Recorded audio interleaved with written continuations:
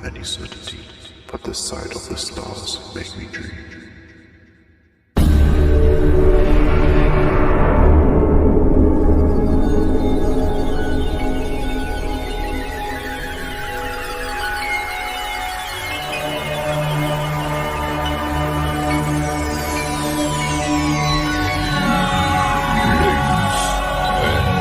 Gentlemen, may I have your attention, please? The show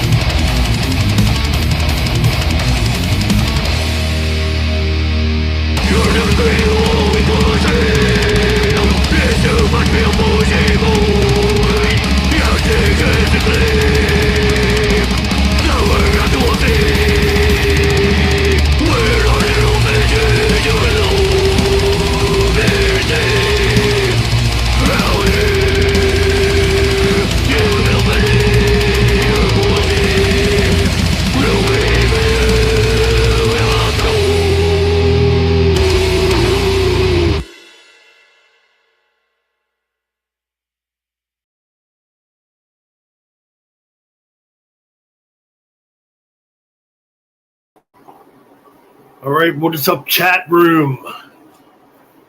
Thanks for coming out for Metal John's birthday. So yes, happy birthday to Metal John, a fellow metal bastard. That's right. So now let's take a look at the chat room here.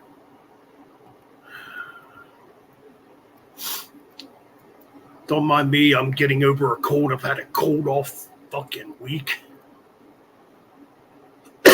Oh, fuck. Anyways, we got Jeff Chapman here. Of course, Metal John's here. Bullet's here.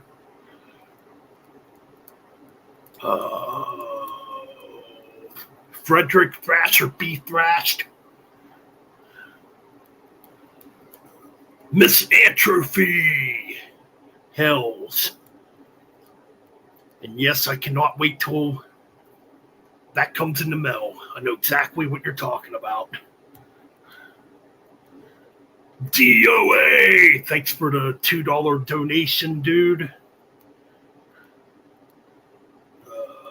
Anybody else here? Richard Novia. What is up? But yeah, we're going to get right back to the tunes. So yeah, basically what I'm doing is, well, I threw in a couple songs that I figured John would like. But I was going through John's Bandcamp and trying to pick out tracks to play. And man, there's a lot of shit on there. But yeah, man. So we're going to get back to the tunes.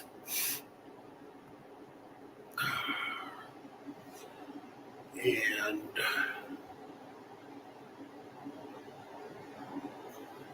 here we go with some Mordred.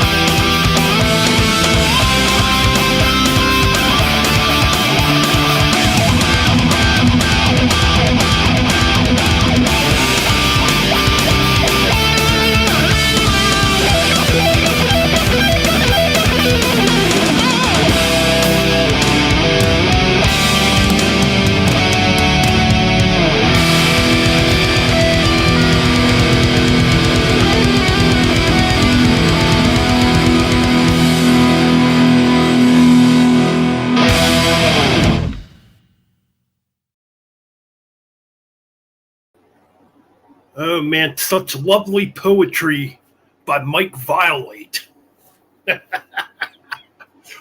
Ah, shit. What's up, Mike Violate, Redbeard, Jeff Chapman?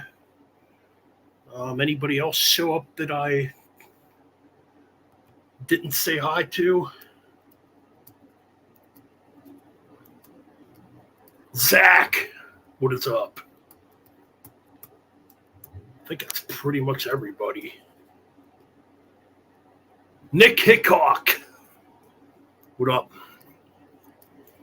And okay, I got everybody. All right, cool. As y'all know, it's Metal John's birthday today. So cool to see you guys in the chat room wishing Metal John a happy metal birthday. That's right. But anyways, we're going to get right back to the tunes because we got some Scatterbrain coming up. That's right. Oh, yes, Shredbeard. By the way, that freaking instrumental you put up, that was some fucking badass shit, dude. Killer stuff.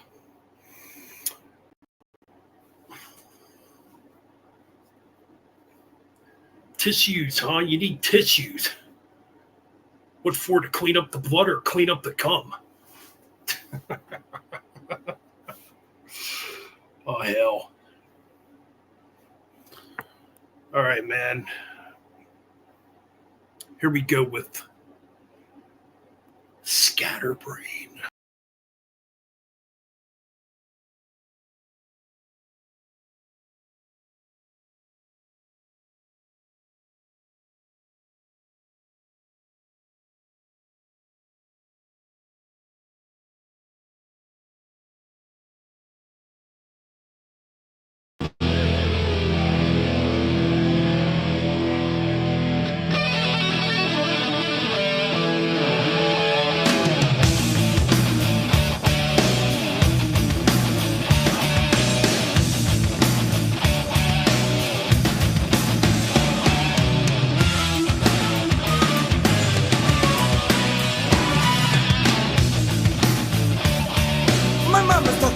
She tells me how to live.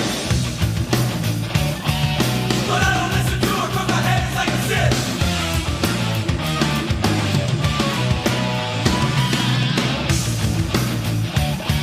My daddy, he disowned me 'cause I wear my sister's clothes.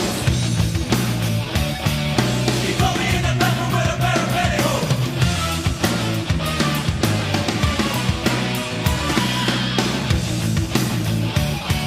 The basketball coach done kicked me off the team. Wearing high heel sneakers and acting like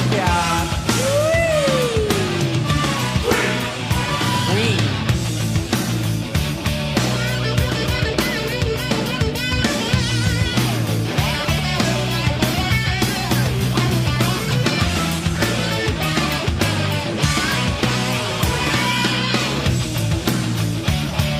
The world's coming to an end, I don't even care. As long as I can have a little envelope in my hand.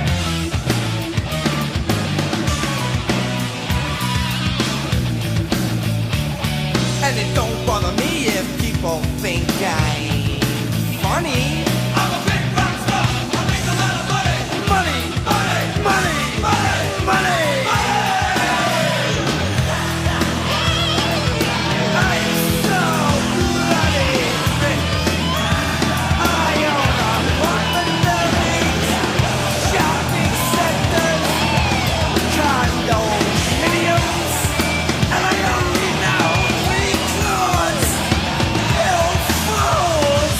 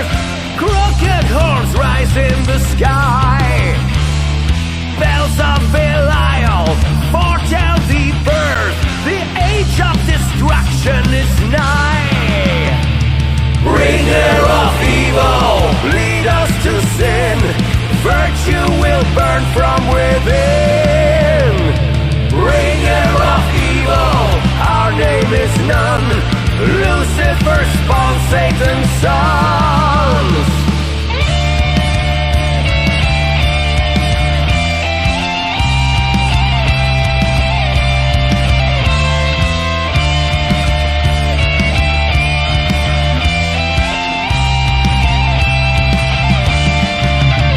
Our blood has been spilled on the altar of death. Extinguish divine inner light. Devil's black servants till our final breath. Mayhem's the reason we fight. Bringer of evil, lead us to sin. Virtue will burn from within. Bringer of evil, our name is none. Lucifer spawn Satan's sons.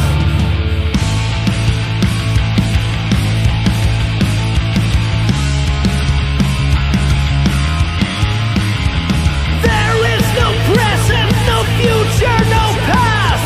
Let us burn in the night.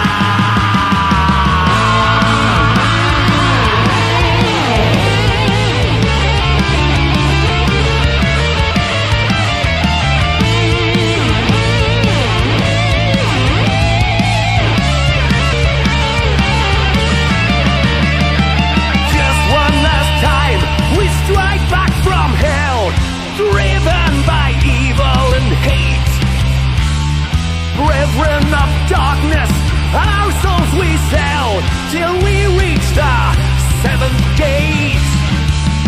Bringer of evil, lead us to sin. Virtue will burn from within. Bringer of evil, our name is none. Lucifer spawn Satan's sons. Bringer of evil, lead us to sin. Virtue will burn from within. Bringer of evil, our name is none. Lucifer spawn Satan's sons. Satan's sons. Satan's sons.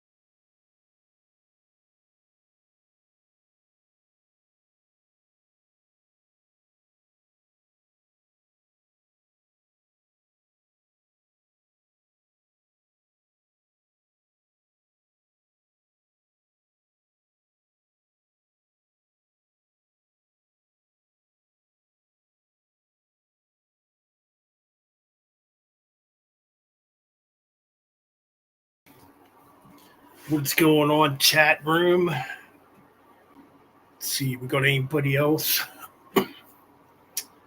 new in the chat room? Let's see who we got here.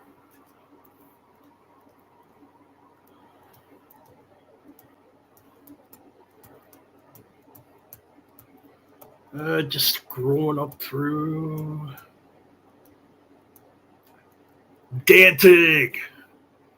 Killer band, by the way. Andrew Brown. What is up?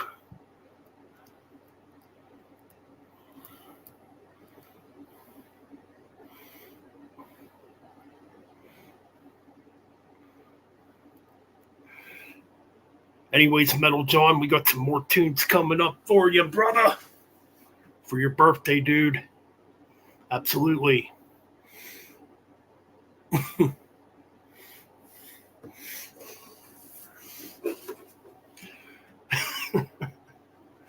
was going to say something, but man, I really don't want to bring this person up. I see a few talking about him in the chat room. The anonymous one, as we call him. I mean, anyways, I need $1,000 donation so I could get bigger milk jugs or water jugs. Damn it.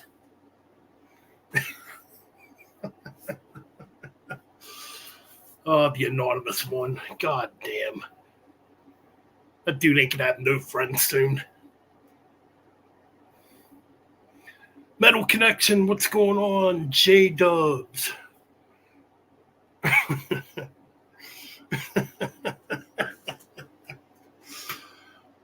Yeah, we're not going to talk about him. It's Metal John's birthday, so we're going to get right back to the tunes.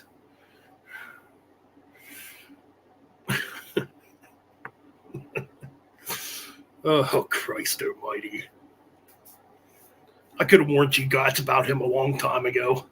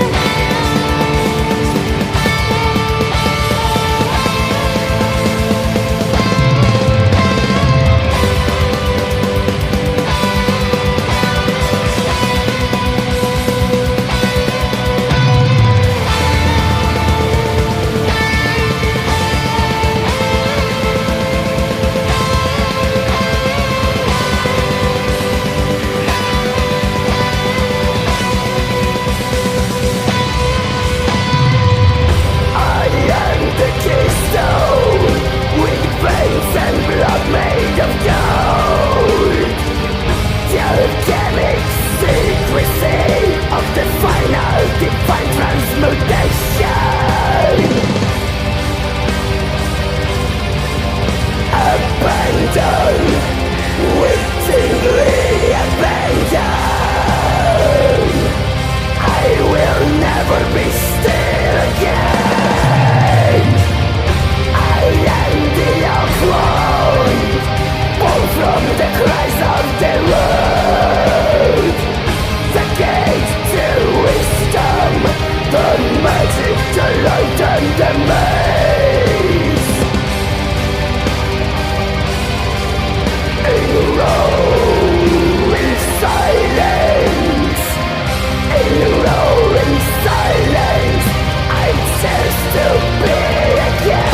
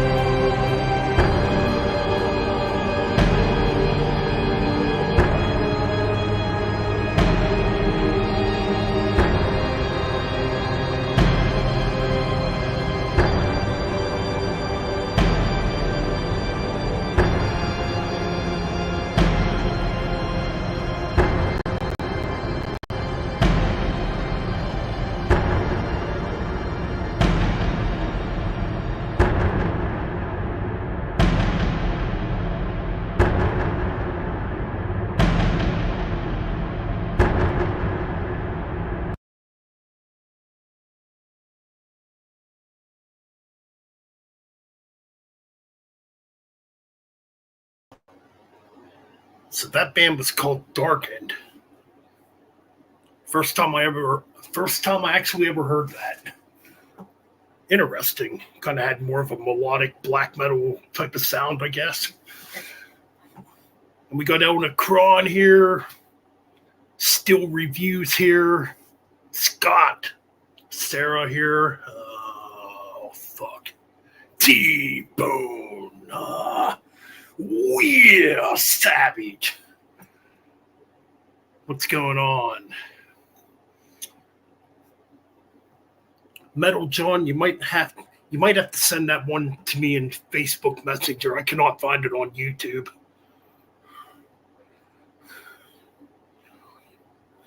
Like the video of it. So anyways, yes, Metal John's birthday today. Thanks to everybody for coming in today. Oh, what's going on? I know, Metal John, you got to be disappointed. I really wanted to get you one, John. I apologize. I really wanted to get you an autographed water jug by the Anonymous one. That's what I really wanted to get you for your birthday, buddy.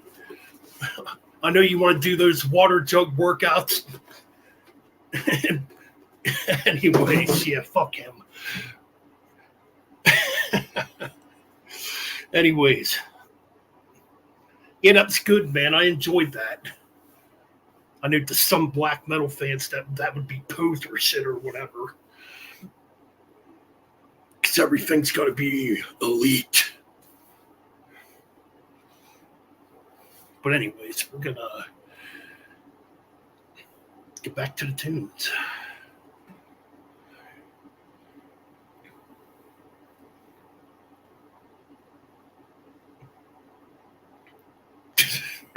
Freaking Frederick.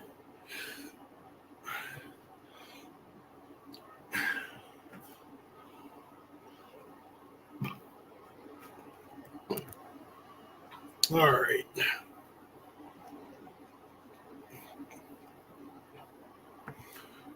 Here's another one I've never heard.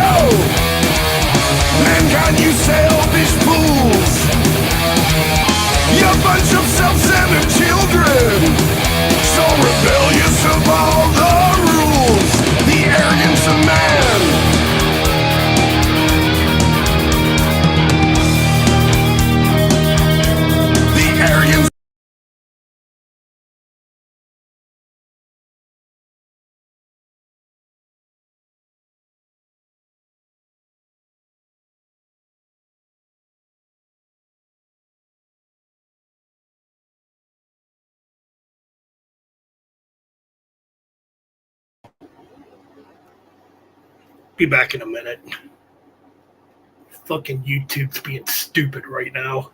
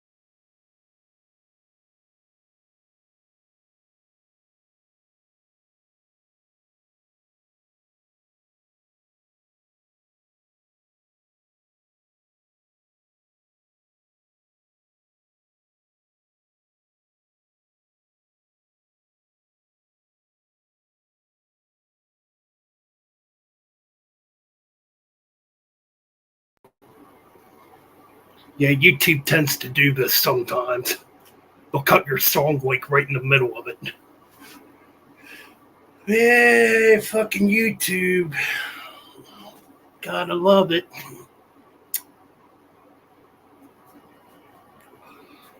So while I'm looking for another track to play, I'll chat with you dudes in the chat for a minute. Let's read some comments here. Shred, white people problems. Me and my Balexian wife are at the beach for like 3 hours, and I'm like, I can go. Or wait a minute, am I reading this fucking right? I'm like, can we go now? She says, 3 more hours. Damn. That sounds like a cock and ball torture moment there. Zach, buddy, it's not your birthday. You can't request songs.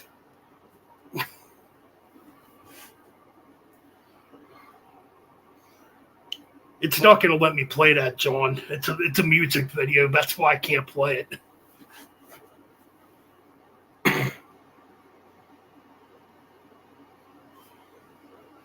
So I'm going to go up through your Bandcamp because I basically went through the list that I had.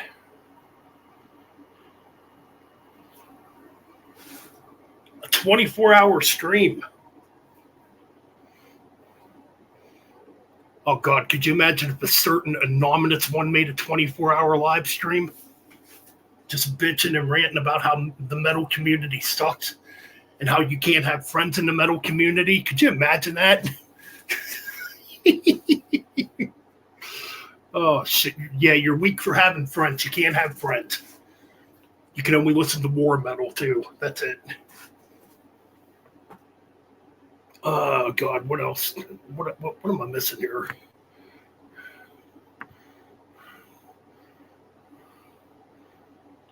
A 24-hour live stream with Jeff.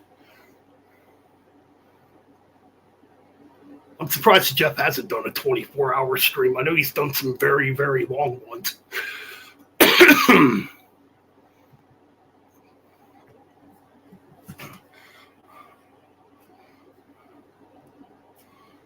Good Lord. Anyways, I'm trying to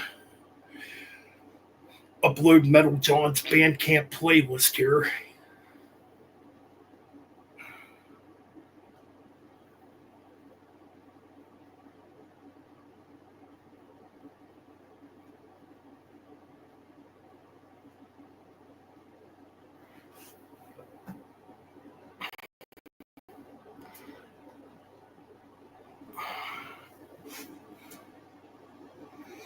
Okay, got your list up here, John. You got a lot of stuff on here, brother. What's this?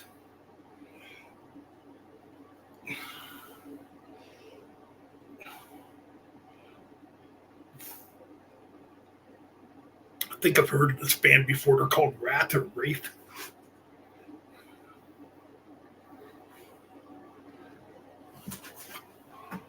Gloom Bloom, what is going on, Vincent?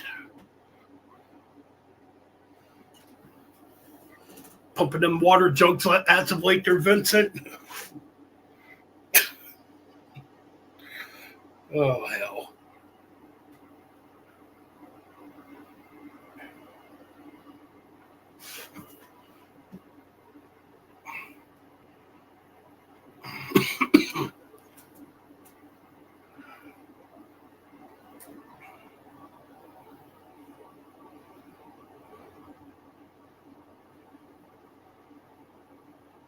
Oops. What the hell? Okay.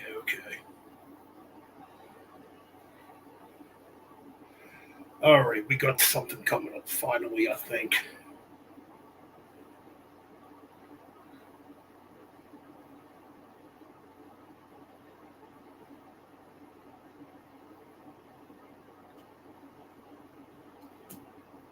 Okay.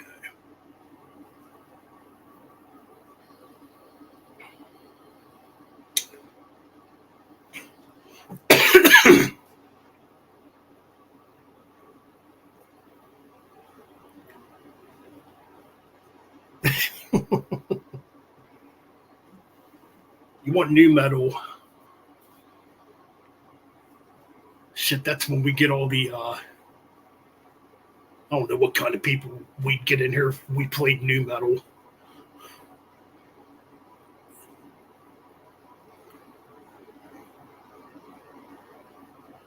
Anyways, we we finally got some tunes coming up.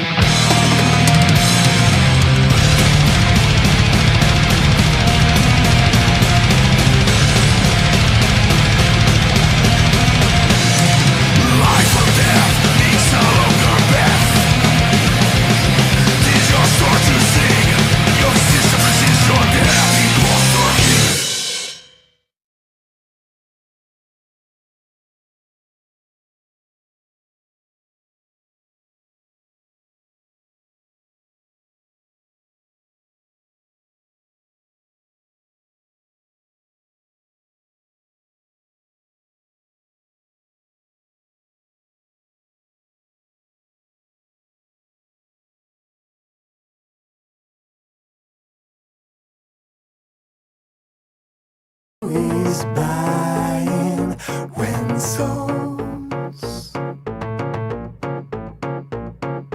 Who is crushing Ben's bones? Who is boiling big bowls? Who is gloating on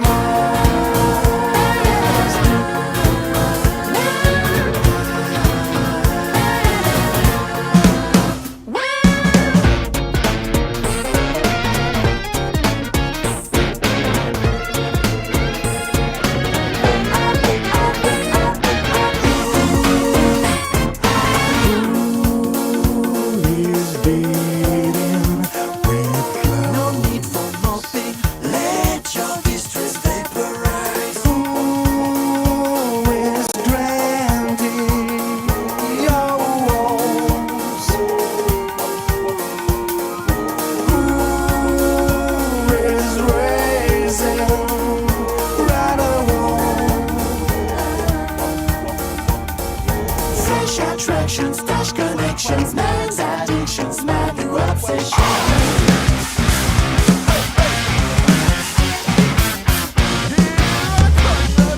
Fresh attraction, dash connections, sex addictions, man, new religion. I got a taste, I got a taste in my mind. I got it bad, I want it bad.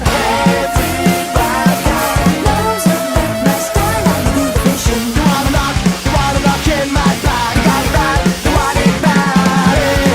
Just walking down the street, I'm walking with my holy golden powder, holy golden powder.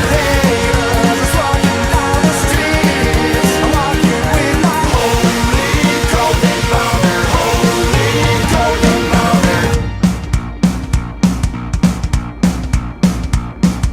Hey, tune into my voice and listen to my word. There's something special inside you, you doesn't matter where. Twinkle, twinkle, little star, how I wonder what you are. Wake up from the web so high, like a diamond in the sky. So when the blaze of sun is gone, nothing shines above. Then you shine your little light. You know innocence faster, you should know innocence faster. Then you shine your little light. You get out of that star, you will move up the ladder. Then you shine your little light. Fresh attraction, trash connections, my addictions, my new obsession.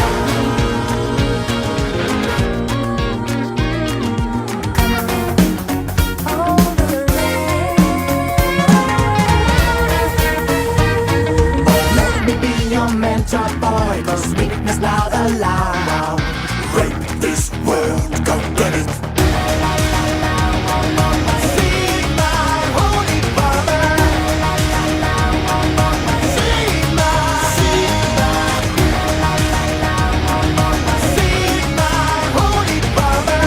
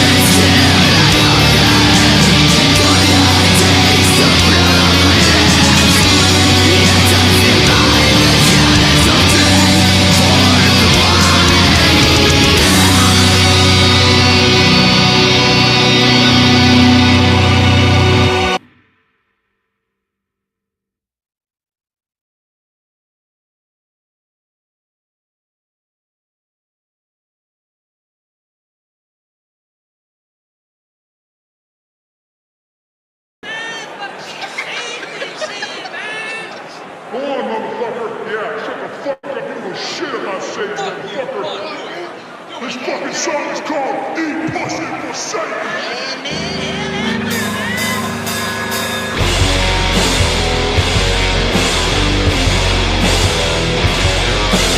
It's strange from the visible world.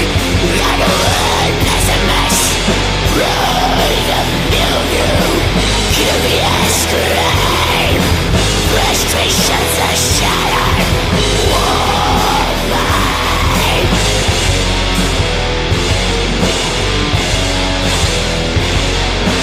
Roaming the darkest seat, contrive and challenge mind. Walls of mildew surround. Curious creep wild. Frustrations are shattered. War designs.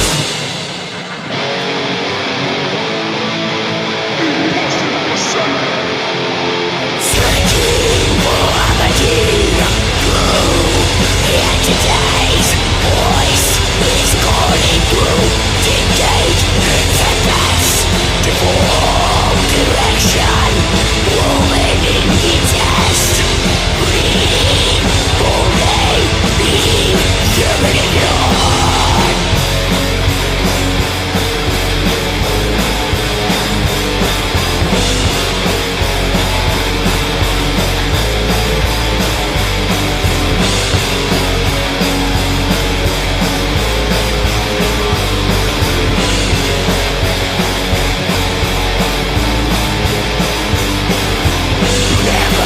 Forget that damn November night when the darkness entered his mind. 15 winters to gain his outlook. Hatred became an outing of confession.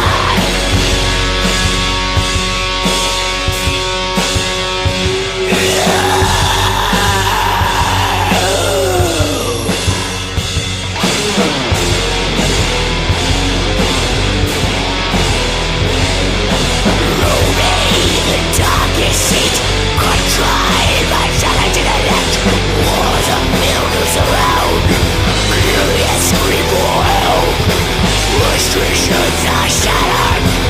War desires.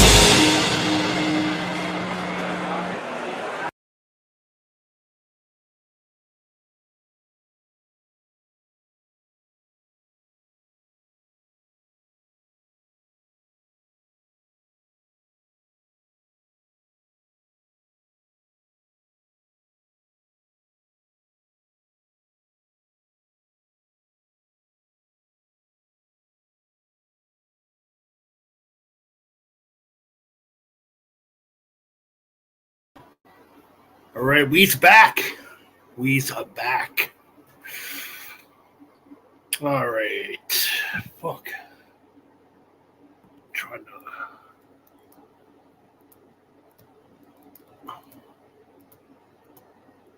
Oh yeah, Dawnbreaker. That's the band. First time I ever heard that. I wouldn't have guessed it was Christian black metal, or what do they call that? White metal or unblack metal? Something like that. I wouldn't have guessed that. I don't know, man. I really don't care. I thought it. I think it still sounded really killer. You know, I think it's fucking awesome. I never pay attention to what. I don't really pay attention to religion when I'm listening to music. If it sounds killer, fuck, it's killer. You know, Christian, satanic, I really don't care. If it's good music, it's good fucking music. That's the way I look at it. I know some people don't have that mindset, but whatever. Anyways, thanks for hanging out tonight, chat, for Metal John's birthday.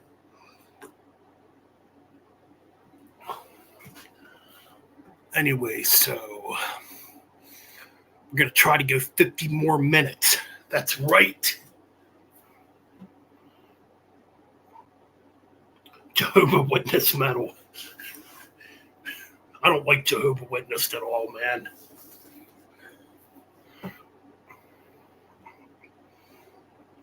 But, you know, we got more black metal coming up. A band called Hutter, however the fuck you pronounce this shit. I'm just going by the Metal Jaunt Bandcamp here. And yes, we did play some fucking More Than Red, Rebic. Damn right. Anyways, Taliban metal. Taliban metal. Yeah, I've never paid attention to that stuff, though, to be honest, whether it's religious based or whatever. You know, like I said, I listen to stuff that has Christian lyrics, and I listen to stuff that has satanic lyrics.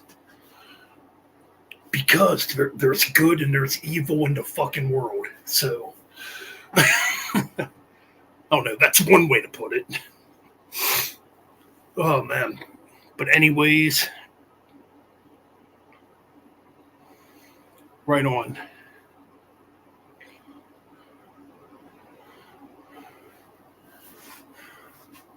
I even think I heard Rebic say that in a video once, that as long as it sounds good, it doesn't freaking matter. Whether it's Christian, satanic, whatever. As long as it sounds fucking good, who really cares? But, all right, back to the music.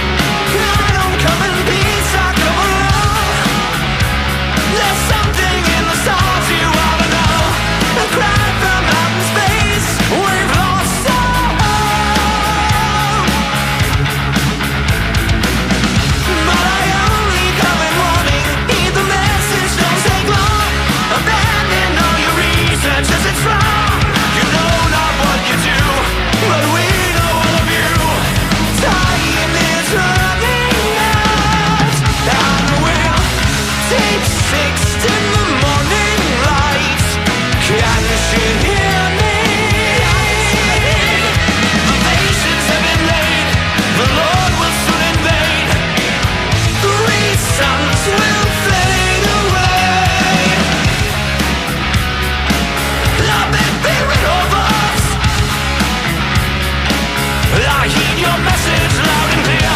A twisted vital race exists in paradise in space, and I say we must fall, fall, fall, fall. I am but a rebel of earth, a praise for all that it's worth. No longer will you burn or freeze. Come and take us, deep 16 morning lights. Can't you hear me? Foundations have been laid, the Lord will soon invade. 3 suns will fade away.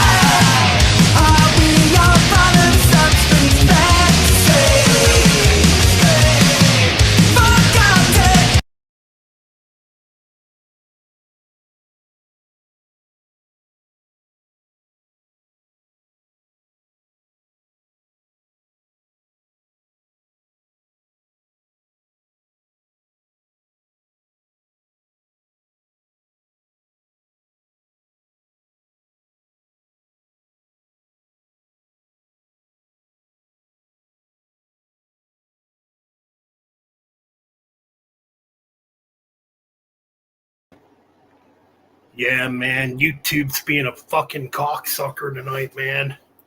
That's the third song they cut off now. Fucking bastard. Yeah, man. But anyways, thanks to everybody for joining in for Metal John's birthday. Well, we got a couple more classics coming up.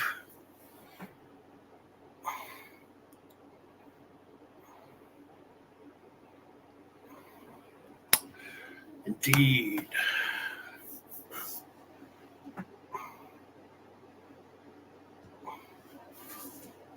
All right, we're going to play a couple more. We're going to get the fuck out of here for tonight.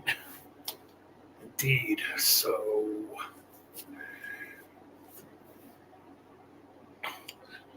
as long as YouTube don't stop us, I feel like that could happen tonight. They already cut off 3 of my songs. YouTube motherfucking pricks.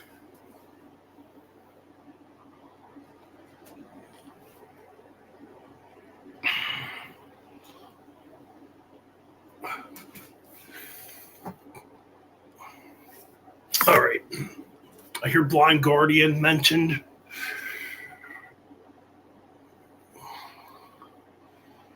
Another Mordred Red track, hell yeah.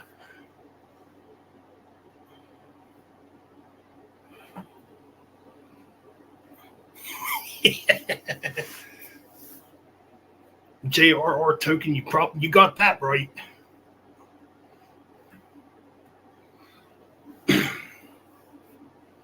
Keep it going.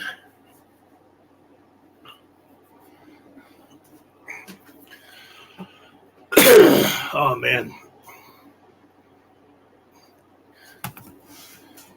Now you'd think, with the way another YouTuber does all these rant videos complaining about how nobody donates to him and makes threats to people that his channel would get, like his live streams would get shut down. You would think.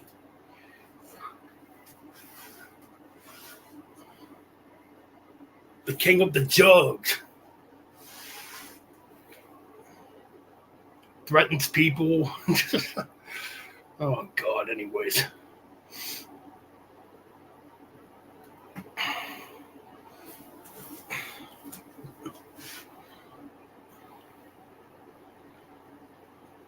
Threatens people, begs for money. Yeah, anyways.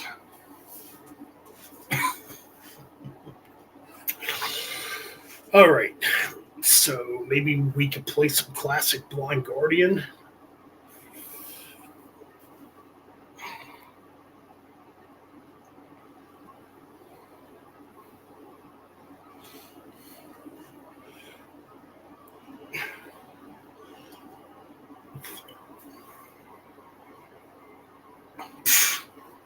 Ain't that the truth?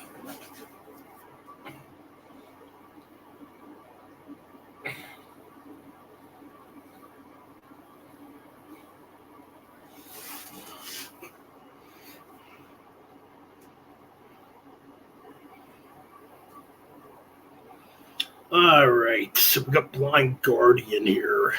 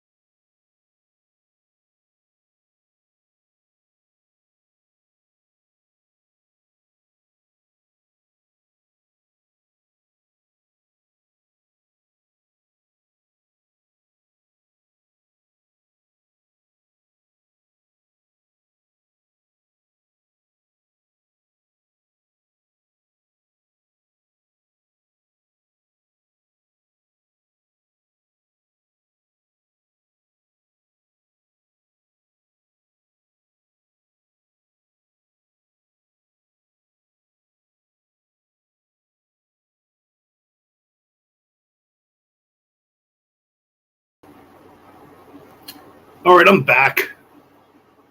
I don't know what the heck went on. My internet went down for like a minute. So, what the fuck? You're gonna have karaoke now in the chat room. What are you gonna sing? What are you guys gonna sing in the chat room?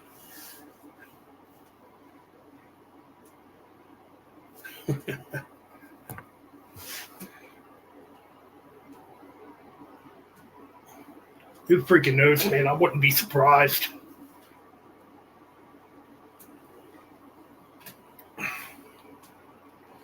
But anyways, we're back for now.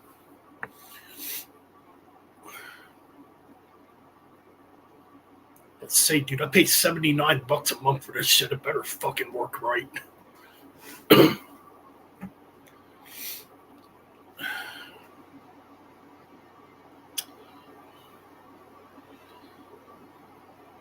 And I just saw the StreamYard bill went up. Now it was $25 a month. God damn, now it's up to $44.99 a month. Fucking A. Not trying to complain. Not trying to sound like that other YouTuber.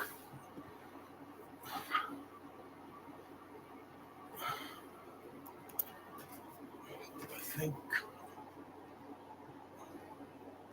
Oh, what the hell?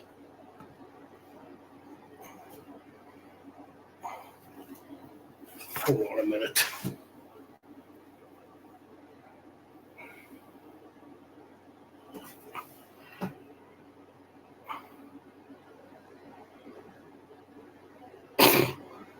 What a wonderful world.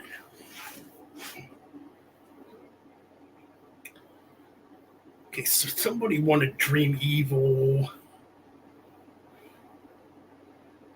Okay, let's see here.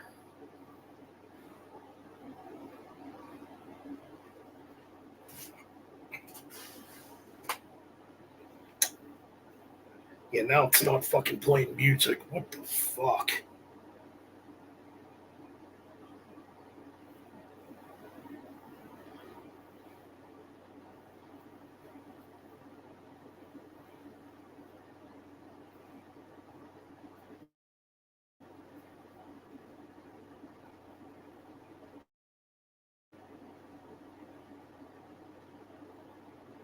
Let me clear out some of these fucking songs quick.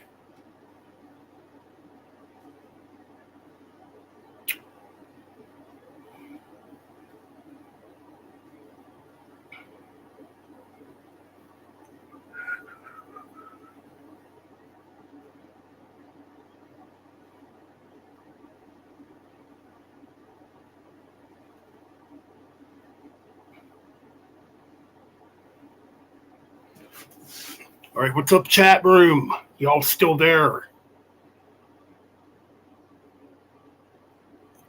Dream Evil's a band.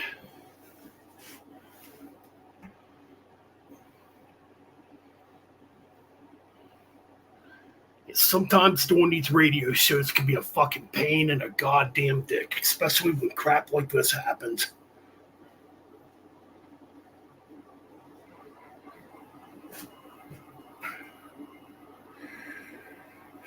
All right, let's try this again. Good Lord.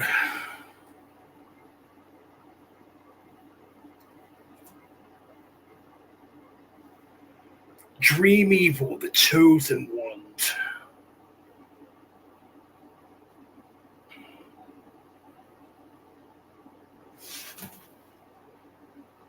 Overwrite.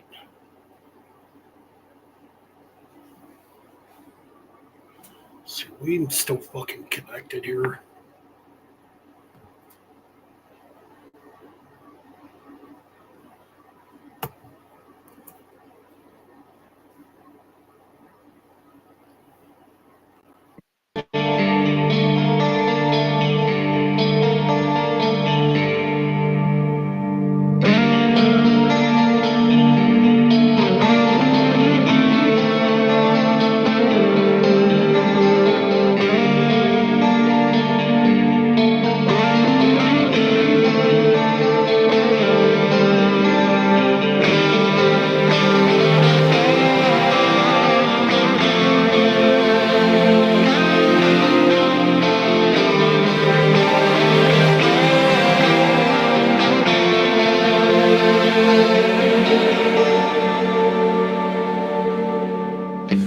the chosen ones, we sacrifice our blood, we kill for honor. We are the holy ones, our armor stained with blood, we kill the dragon. In glory we return, our destination's end, we slay the dragon. No more living in fear, it's time to raise our king. We made it happen, we're the chosen ones. We are the chosen ones, we sacrifice our blood, we kill for honor. We are the holy ones, our armor stained with blood, we kill the dragon. We're the chosen ones. Riding through thunder and lightning once again, we slay the beast, we brought an end. Now we have left the kingdom of the damned. Heroes of the day, legends forever. We are the chosen ones, we sacrifice our blood, we kill for honor.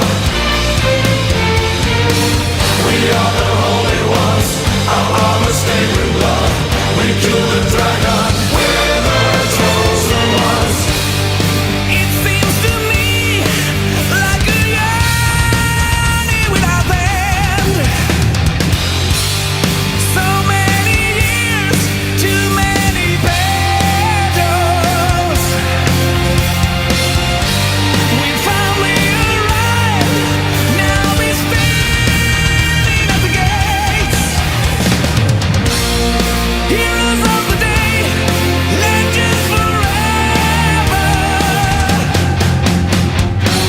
In glory we return, our destination's end, we slay the dragon. No more living in fear, it's time to raise our king. We made it happen, we're the chosen ones.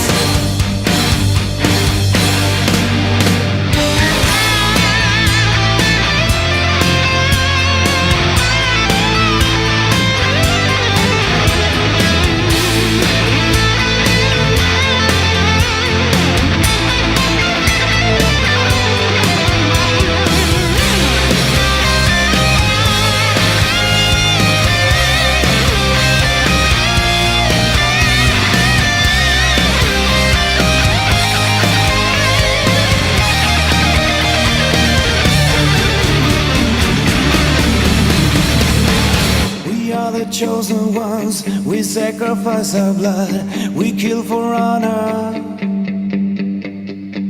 We are the holy ones, our armor stained with blood, we kill the dragon. In glory we return, our destination's end, we slay the dragon.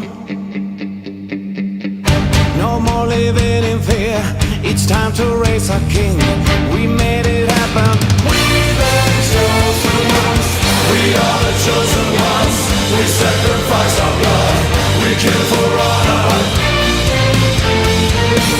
We are the holy ones, our armor stained with blood, we kill the dragon. In glory we return, our destination's end, we slay the dragon.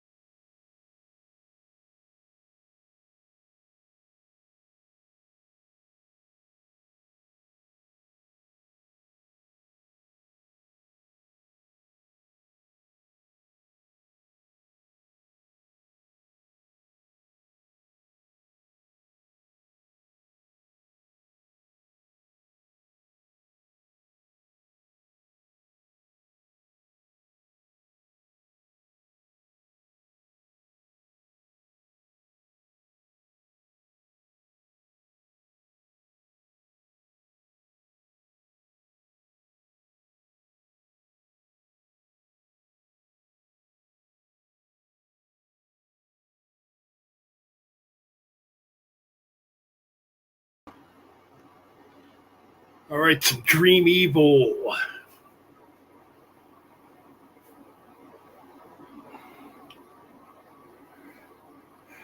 All right, guys, I think I'm gonna have to end the stream soon because YouTube is being fucking dumb right now. Let's see if this works. Fuck.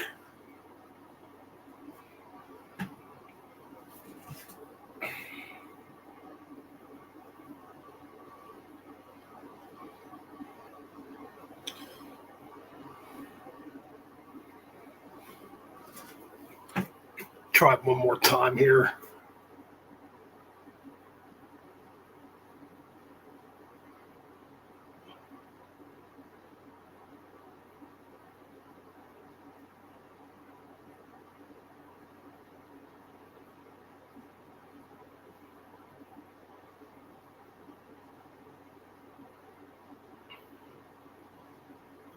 Okay.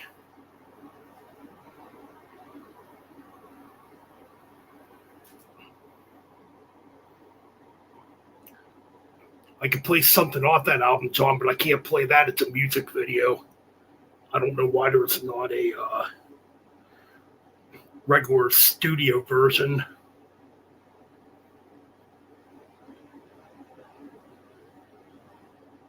Okay, let's play. I actually don't have this album. I got the one that came out before this.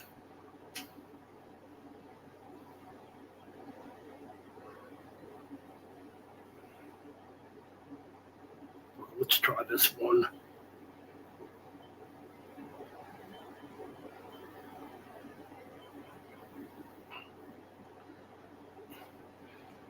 Yeah, guys, when you guys request stuff, please try not to send me music videos. Don't mean to sound like a dick or anything, but I cannot play music videos live on YouTube.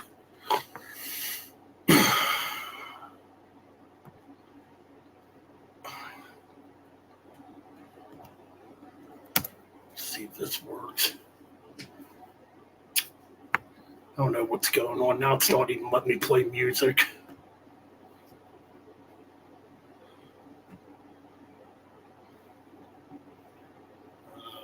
Fuck. I'm gonna back out here and try to come back in.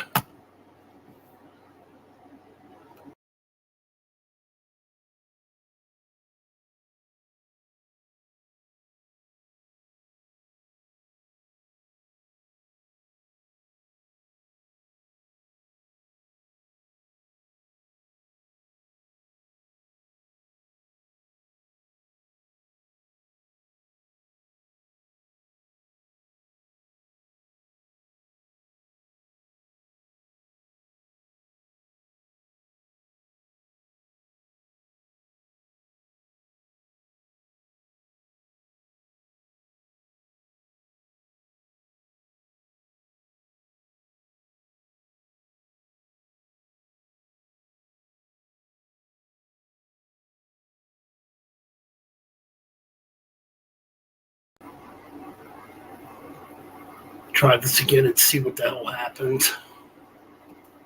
Actually, you know what? Let's see.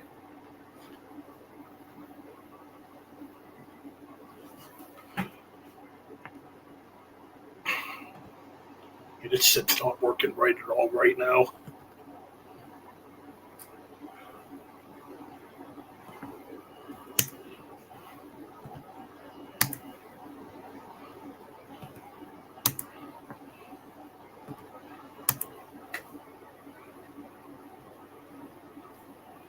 It's not playing nothing right now. Piece of fucking garbage.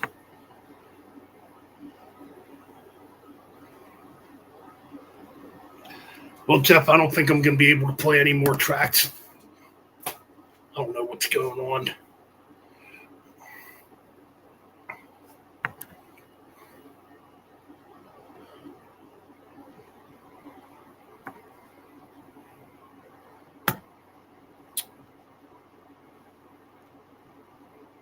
Let's see if this one fucking plays.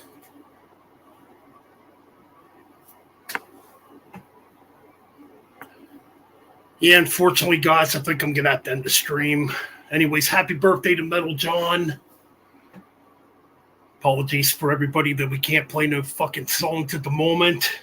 Fucking bullshit. Anyways, thanks to DOA for the donation for tonight. I really appreciate it. Let's see, anything else?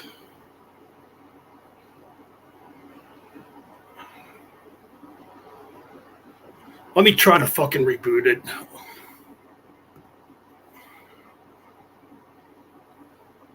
This is like really pissing me off at the moment.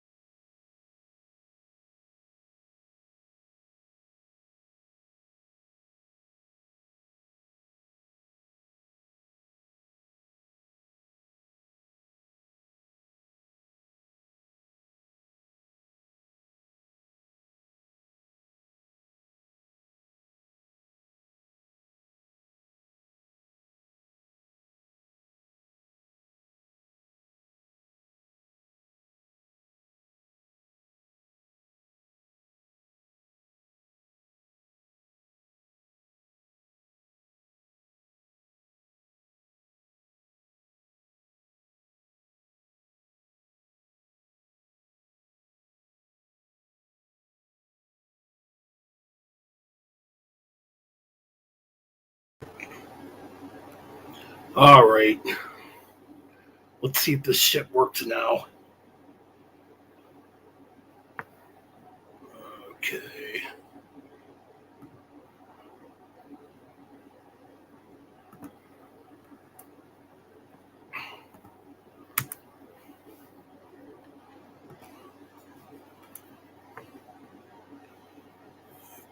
How do I put this right? There we go.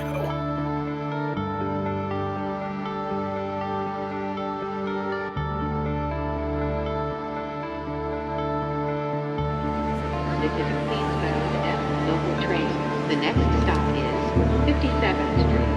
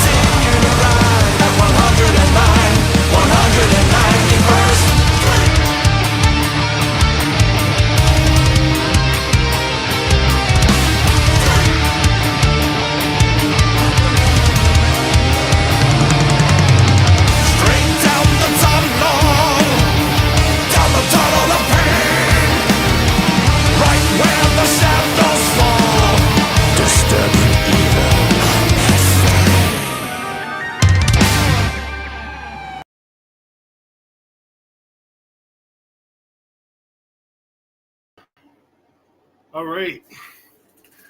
Looks like rebooting the fucking laptop worked. Dude, you have no clue when shit like that happens, though. It gets very fucking aggravating. I know it's like really simple shit at the end of the day, but fuck. Lord Proteri! What's up, brother? Good to see you here. So somebody wants to hear Necronomicon. Necronomicon's a killer band, too. KK Frazier. Did I just read that right? KK Frazier?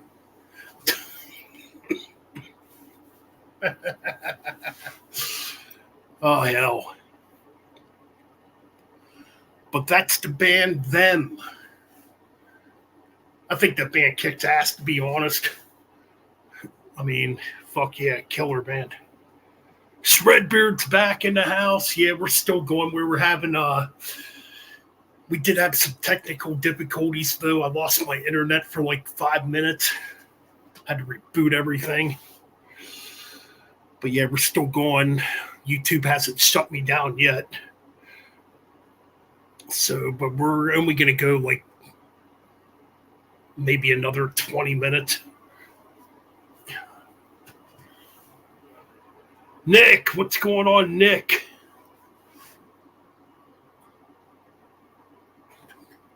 Good to see you here, man.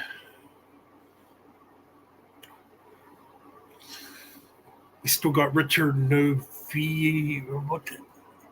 Richard Novella here.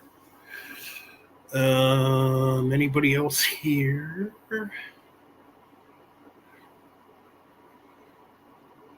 Actually, we've had a pretty damn good turnout tonight, I think. A lot of people came by, man, wishing Metal John a happy birthday, which is really cool. I did this for him because I like to treat my friends good.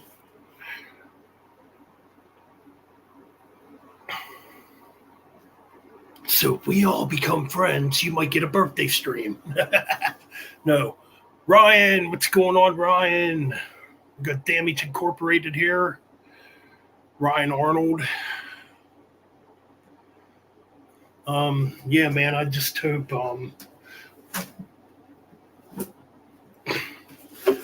yeah, you know, man, I really feel bad, John. Yeah, John, I really feel bad. I know you really wanted one of these for your birthday. I'm sorry, buddy. But no, in all seriousness. All right, good to see everybody here. Yeah, we've been live 2 hours and 30, almost 2 hours and 40 minutes.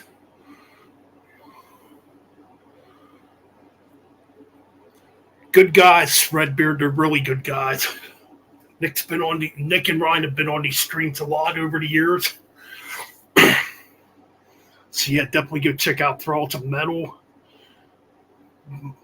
Damage Incorporated.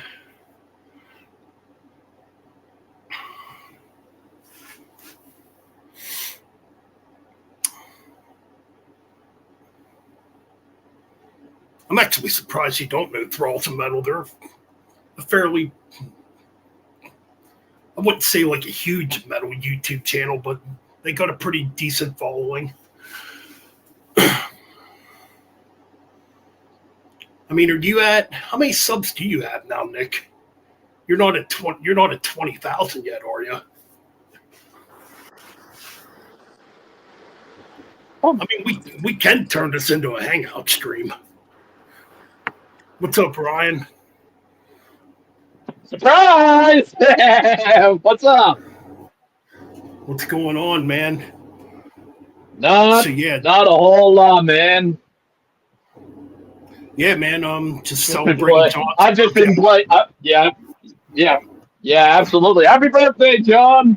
Iced John, I'll still call you that. I mean, if Nick wants to come on, anybody else wants to come on. I mean, yeah, we could, Scott. We could all. I mean, yeah, it's like celebrating John's birthday. Hey, dude, if you guys want to come on, Get the birthday boy in here. Let's get the birthday guy, the birthday man on here. we did about 2.5 hours of radio shows, so we can just Shoot the shit, pretty much. yeah, absolutely. I mean, what time is it? I still got time to stay up for a little bit. It's 12:39 where I'm at.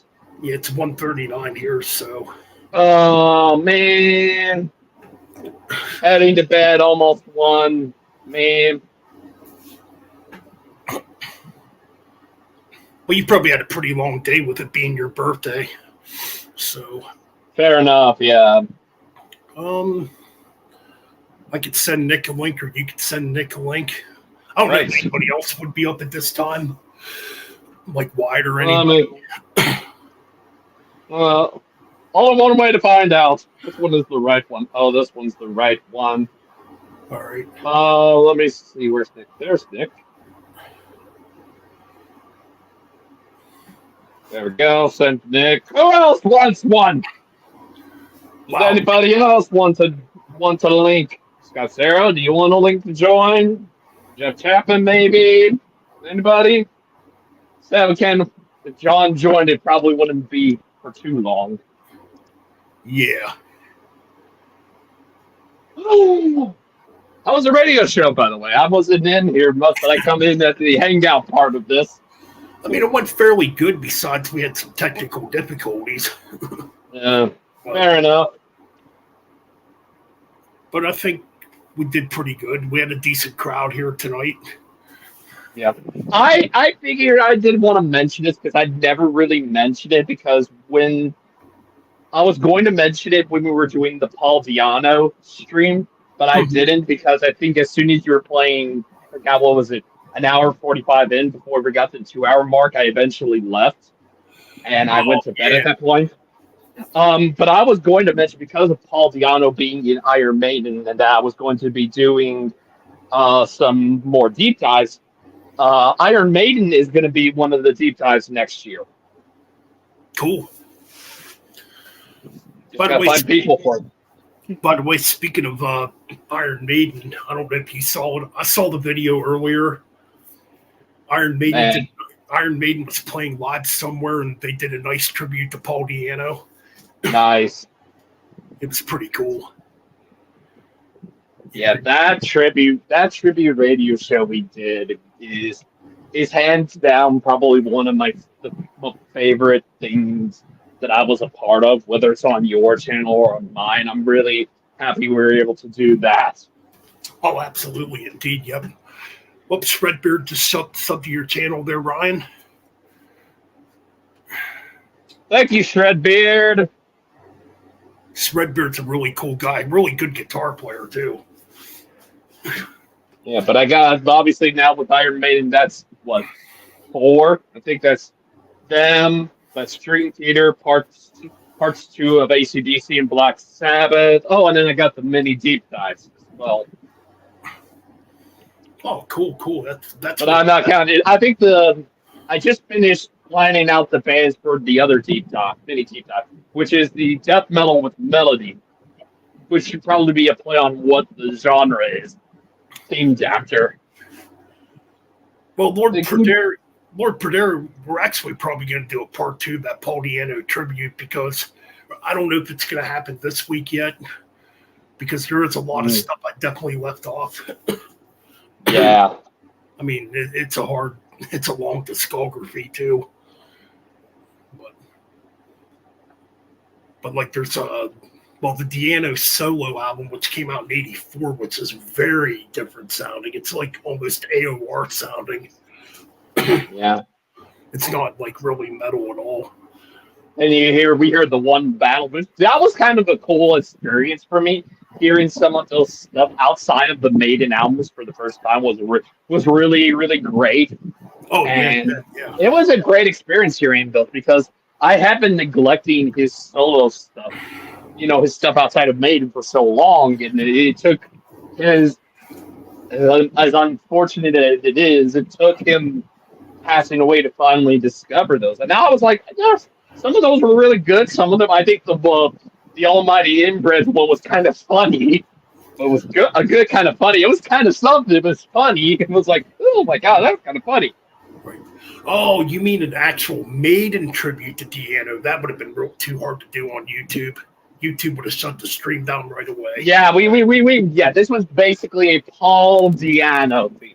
It's not just Iron Maiden. We play. How many had? I know we play. I was in the beginning when we did Prowler, Remember Tomorrow Live. What else did we? Phantom of the Opera. That ended. Oh wow. Oh, you ended with Phantom. Okay. Well, I wasn't here for Phantom. The only ones I remember we did when I was still in the stream was Remember Tomorrow for Made in Japan and Prowler, which opened the stream. Yes. But if you go follow me on Twitter, or not Twitter, Twitch. I mean Twitch. If you go follow me Twitch, on Twitch, we could do a full-on Deano Iron Maiden tribute show. We just can't do it. That would be basically, but basically we'd be playing. I don't know if we'd be playing everything in its entirety. We'd be playing the heads. I know for a fact we'd be playing. What would we be playing? I could pull them out. We'd be playing. We would probably play Prowler, Remember Tomorrow. We'd probably play Running Free. We probably would play all of the first two albums front to back. I was gonna say I'd be playing the first two albums like back to back, we'd be playing the entire albums front to back, like not even a concept. Although I will add, you probably would have to add Sanctuary on there too, because that's gotta be Sanctuary, Women in Uniform, Sanctuary from the Lord. Invasion. Love that song. That is probably my favorite Paul Diano Iron Maiden song. I love Sanctuary. That's a damn good song. But yeah, if you guys go follow me on Twitch, I know some of you are followed to me over on Twitch. We can do a full-on Deano Iron Maiden tribute show over there. We can't do it on YouTube because of the fact that Iron Maiden is they're on a major label, which is kind of like, fuck no, YouTube's like, shut that thing down. Mm-hmm. Pretty much. But over on Twitch, it's like there's no restriction like that over there. We can do whatever the fuck we want over there. Which is freaking weird. You'd think Twitch would be more strict about that. Hello, Miss Anthropy.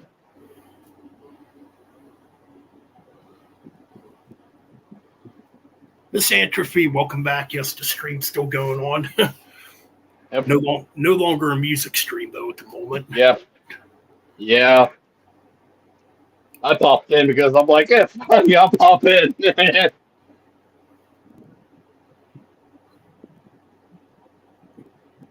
But yeah, if YouTube, maybe if this was YouTube 10 years ago, we could have done a full-on Deano tribute show. Definitely.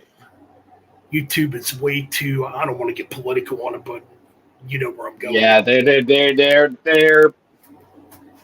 You can only get away with so much, you know.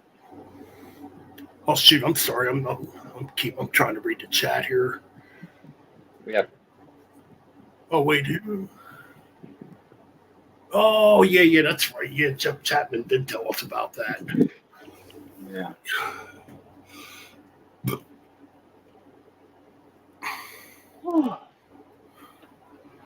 Your oldest just turned 27. Holy shit.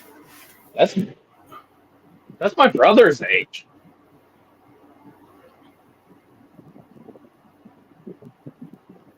Damn. Well, that's cool. Your oldest and my brother are at the same age. I wouldn't be surprised if they graduated in the same year, probably 2016. I wouldn't be surprised by that. Maybe in 2025 I'll have a kid. I won't. I shouldn't joke about that shit, but no.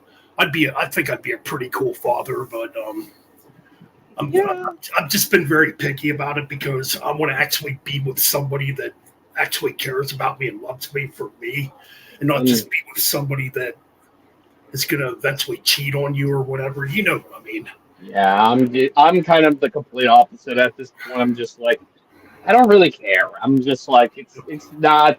That's probably too much for me. I'm not one that would want to have a kid at my age, at my late age, at this 34. I'm just like, no, I'm giving up on dating someone, getting married, and having kids. That's just too much for me. Yep. I mean, I see what a lot of my friends went through. Like, well, I'm not going to get into all that tobacco. Some of them really did some dumb shit in their younger years. So, and why they've been married and divorced several times. Me, I've never been married yet, so We never have. Yeah. I've actually been very smart about that shit. I'm just not gonna impregnate a chick and be a deadbeat dad. You know what I mean? Yeah. But so you did send Nick a link then? Yeah, I did. Oh, okay. He might be having a cigarette or a smoke. Do you have a message? Oh, believe me, I dealt with my fair share of crappy women too. I'm not gonna be one of these dudes that comes on YouTube shitting on women because of bad experiences. Because No, I'm not like that. I ain't that like that either. Because there's some dudes, they go through so fucking much and then they just fucking have all this hatred for like everything. Yeah. But yeah, man, I mean, hey, bless all the fucking metal parents out there. Yep. Like I know Spreadbeard's a dad here in the chat rooms. I don't know if Scott Sarah has kids. I never tried to get personal about that shit. I mean, you know. I mean, that's fair. That's totally fair. Yep.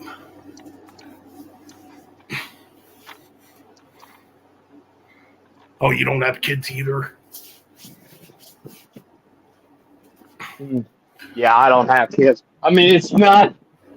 It doesn't help the fact I live with my mom and stepdad. So. Yeah.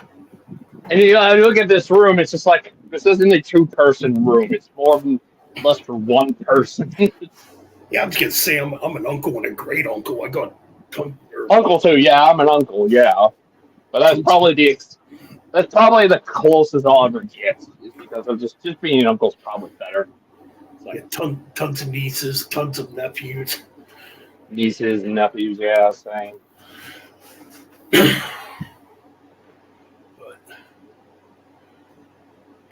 yeah, that's pretty cool though.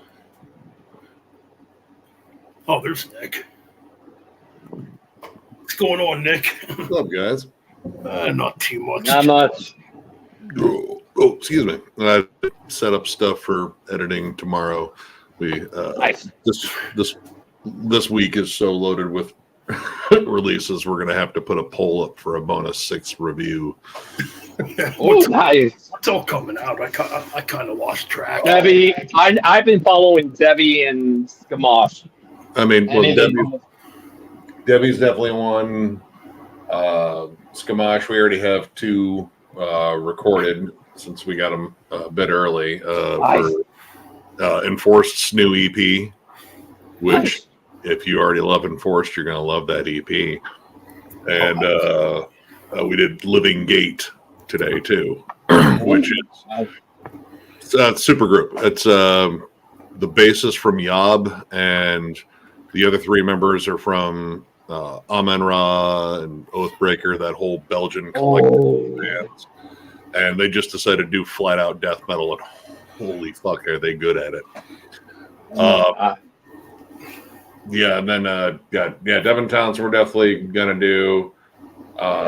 There's also Sentient Horror. There's a new Loud Blast album. Sedimentum, Gigan, that's already streaming. Oh yeah, Gigan. Oh yeah, I forgot about the Gigan one. Iotune, Garia, Fit for an Autopsy. Oh, yeah. God. I just saw Fit for an Autopsy. He's got announced for Sonic Temple. Black Curse. It's just, this is the most loaded week I've seen. So we're gonna have to pick and choose. So yeah, we're gonna put at least one, like a whole set of them up for a vote, because we already have like kind of the 5 we planned on doing, but again, there's so much extra stuff, and then it finally started slowing down a little bit.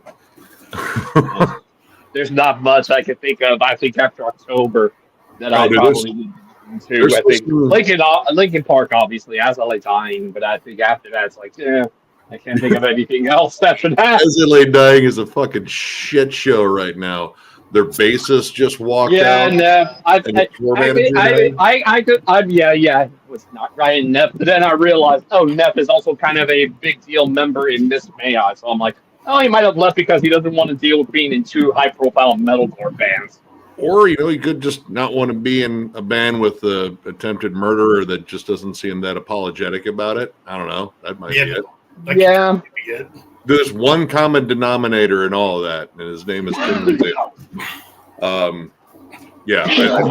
I think it's a mass evacuation, and they had to cancel that whole tour, apparently. Ooh. Yeah. But, I think I see them. I think I saw them on the Sonic Temple list. There's still Opeth coming out next month. Molder's new album comes out next month. There's still stuff. Like we're gonna.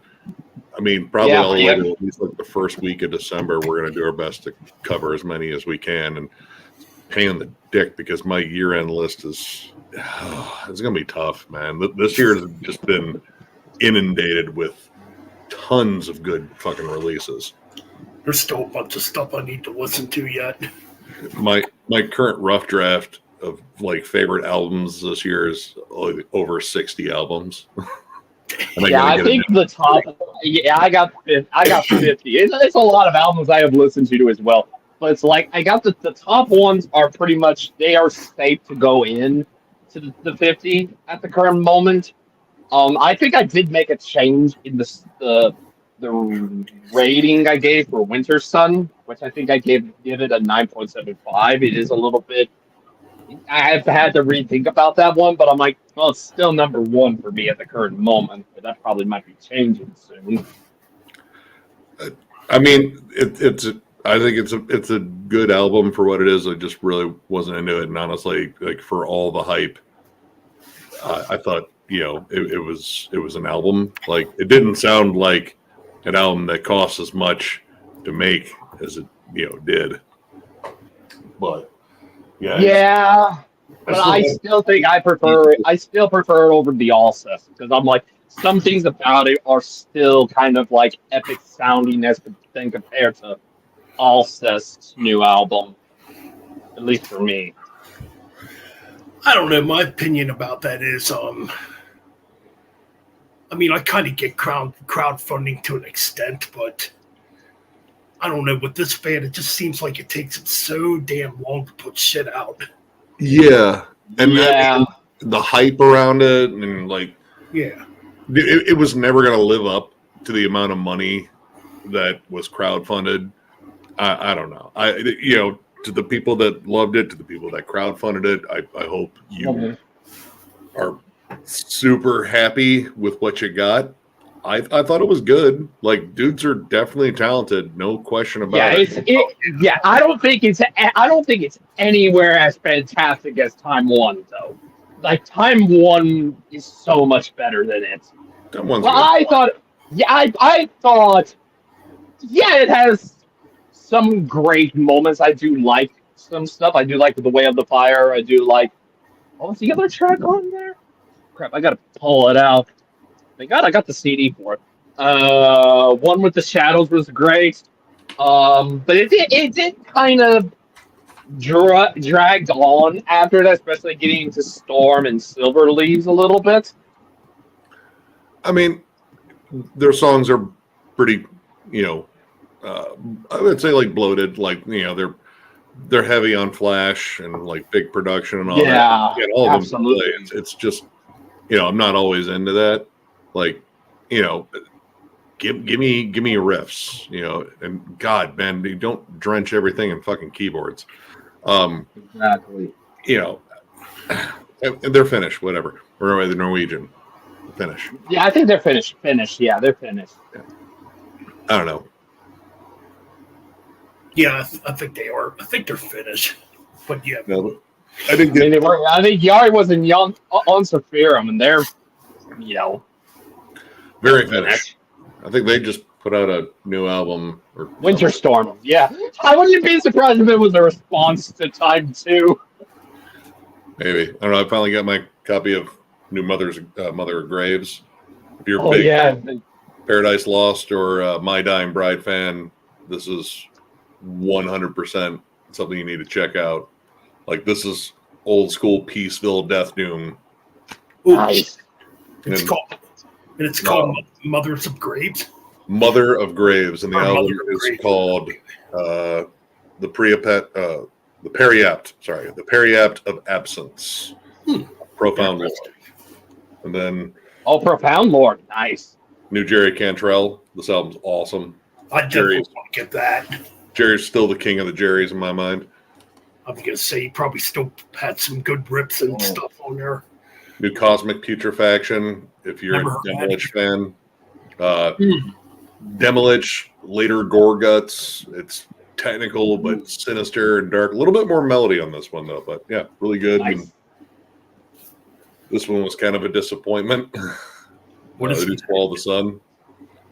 Oh, Swallow the Sun. Oh, Yeah, they kind of did a bright pop album, and I'm not a fan. I'm not. I think it's good for what it is. It's just not what I wanted. I got a question, Nick. Do you get like what's the word I'm trying to look for here? Oh, what the hell is it?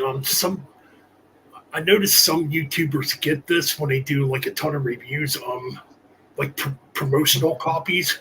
We got a couple of like I guess you could say like promo agencies that we get emails and like early streams and such sent to us, or like a pass for early Bandcamp streams and such.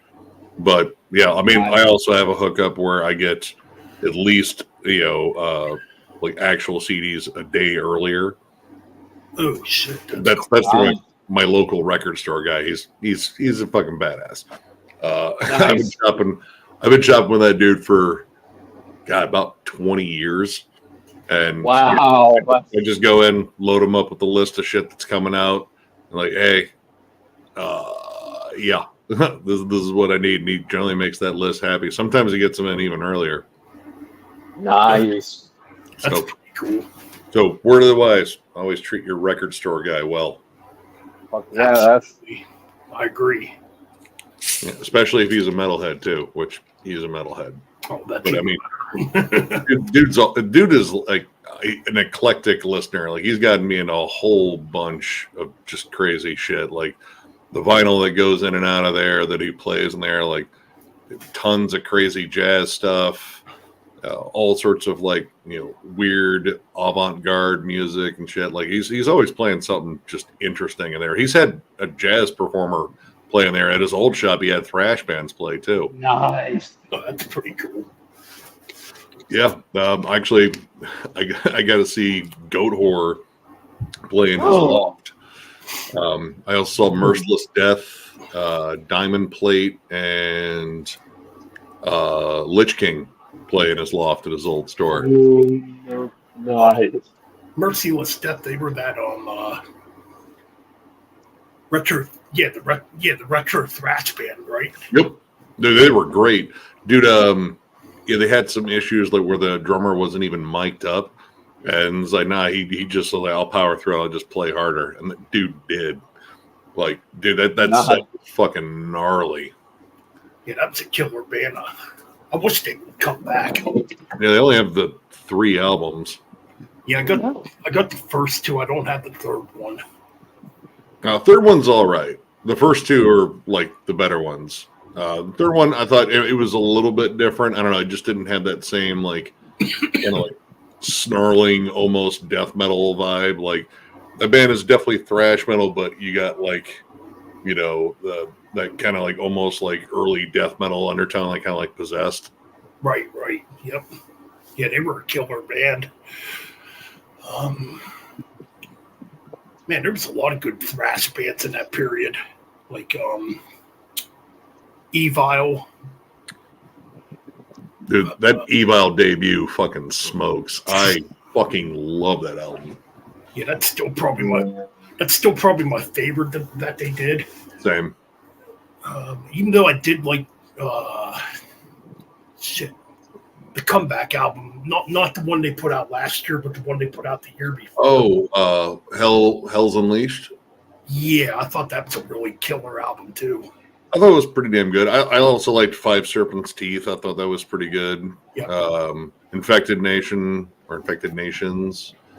Yeah, I thought they were pretty damn consistent. Just the last album didn't grab me at all. But yeah, Evil, got Violator, Municipal Waste. That was like that. A whole like resurgence of thrash brought out some fucking like just killer bands. Gamma Bomb. I still like Gamma Bomb. They're goofy as fuck, but I love them. Warbringer. Yeah. They're due for an album. Yeah. Fueled by Fire. Who else? There was a bunch of them like that were coming out in that period. Fueled by Fire was Chris from Skeletal Remains. He was in that band, and then he left and then formed Skeletal Remains. Huh. I don't even think I actually ever knew that. Yeah, that's where, because when I first saw pictures of Skeletal Remains, like pictures without their hair draped over their face and the death metal pose, like, brrr. But yeah, when I saw his face, I was like, wait a minute, he looks familiar. And yeah, I checked it out. I was like, holy shit, he was in that fucking. Yeah, dude, there we go. Yeah, Jeff's got good list there. Whiplash, Hyrax, Creator, Morbid Scream, Silent Scream, Sadist. Oh, all those bands are gas. Heck yeah. The last Sadist album was awesome. I'm stoked to see them at MDF. I'm hoping I can go next year. Dude, them and Razor, and the way they have everything at least mapped out as far as like days, like it looks like one day they're gonna have like most of the Doom bands play. Like I think Evoken and Skepticism might play in the same day. Yeah, nice. There's a good fucking balance of just killer fucking bands next year. Yeah, you know who I saw when I saw the full lineup for Sonic Temple? 200 Stab Wounds. Yeah, they're actually. I was like, holy shit, they're gonna be there. Oh, what? Oh, they're great. I mean, we know them. Those dudes are fucking awesome. We just saw them this year with Nails and Tribal Gaze and Mammoth Grinder. And yeah, they absolutely whooped ass. I guess they just announced they're getting ready to go over to Europe with Gate Creeper and Enforced. Yeah, but no, the last Eval album. I mean, yeah, I was into it when it came out, but I haven't went back to it. It is very black metal, or not black metal, black album. Yeah, something. It was a little too on the nose, and it had its thrashier tracks, but that wasn't the bulk of it. Yeah, and I mean, I get it. Like Matt Drake isn't in the band anymore. He was a big principal songwriter, and Old Drake wants to kind of forge his own. But yeah, that was kind of a misstep. I mean, I'm hoping the next one goes back to the thrash, or the thrash sound. Old's a badass guitarist. When we reviewed Hell's Unleashed, actually jumped in the live chat when it premiered. And was like, hey, awesome. And he even was like, he was cool with, because we said yeah, Old's vocals are not nearly as good as Matt's. He was a little flat, but man, his riff work is fucking nuts. Yeah, he's a killer guitar player. the picking speed that guy has is just insane. Yeah, he's like James Hetfield Walk too. And I mean, they're like heavily influenced by early Metallica. Right. But yeah, he popped in and, you know, said hi to everyone, and yeah, he was just super fucking cool dude. I just hope the next album's not. I just hope the next album's not gonna be like Load. If they make it, I don't think it would be. I don't think it will. I have. Sorry, I saw a comment pop up and I was like, wait, what is that a reference to? Oh shit. No, it was a comment on our Meshuggah albums. Oh. Yeah, I forgot that joke. But yeah, someone just made a reference to something fucked up one of us said. It was probably Shred. Well, I guess we got two Shreds because there's another Shred in the chat room. We have Shred's beard in here. Yeah, right there he is. I mean, our Shred is kind of MIA. Like, you know, he's been working a lot, moved. You know, eventually he'll get back. We're trying to get Miller back too, but he's perpetually busy because he started getting like acting gigs. He's got like, oh yeah, if you watch what Mayor of Kingston or Kingstown or whatever it is, the one with Jeremy Renner, he's an extra in there. He's got scenes where like, hey, there's fucking Miller. He's also going to be in the new Superman flick that they're working on. I think he's got like a small speaking role. Really? That's yeah. Oh, the James Gunn one? Yeah. He's also been doing like commercials. Like they're trying. He's got like a full blown like agent that's like, hey, there's like commercial gigs. You could do voiceover stuff. Yeah, that's awesome. That's pretty cool. Yeah, he seems like he's having a good time with it. And I mean, you know, for the most part, you know, John and I can handle like the reviews and such. I don't know. We could maybe have Levi pop on if he's never busy for something. Well, I mean, he lives at like the most southern point of Ohio, so he is like miles and miles away. Like I would say, 5-hour drive. Oh wow! I didn't know it's that long. Oh yeah, dude. He's like almost like directly south of Columbus, like right on the Ohio River. Wow. Yeah, but no, we got plenty of stuff we're working on, and John's eventually going to get a new computer so he can actually shoot stuff at his place and edit it and such. So yeah, we got some, you know, stuff we're working on, and luckily we had some videos take off that, you know, we actually made some money on, and we can actually afford some shit. Right. Blood Incantation did really well, and me raking fucking Motley Crue over the coals went really well. Nice. I've only gotten a couple of pissed off people, but I mean, you know, I give them the warning, and then it's like, all right, man, well, if you want to get trolly, let's get trolly. I was thinking about it, man, and I had a really, really good idea for a review on that EP. I wasn't going to review it at all. I was going to listen to it, yes, but I was like, that cover was so bad. I was like, fuck this, I ain't playing this. This sounded like garbage. You should have had your fans like, listen, if you give me the money to buy the CD, I will buy it and then burn it, like literally in a fucking trash can that's on fire. Oh shit! While I talk shit about it. I mean, I would have had it in my collection regardless or something like that. Cause like the two songs on there that aren't covers where I thought they were pretty good. They weren't great, but I was like, oh, they're kind of like what I remember what they were doing on Saints of Los Angeles. I was like, takes me back nostalgia times when I was in high school.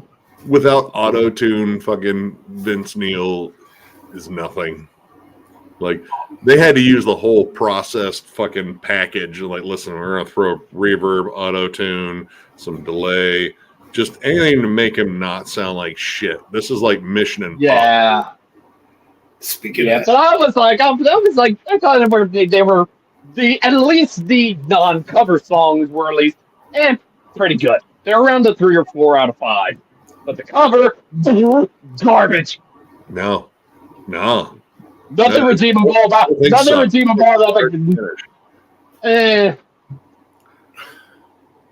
to remember, Nick. I've heard worse.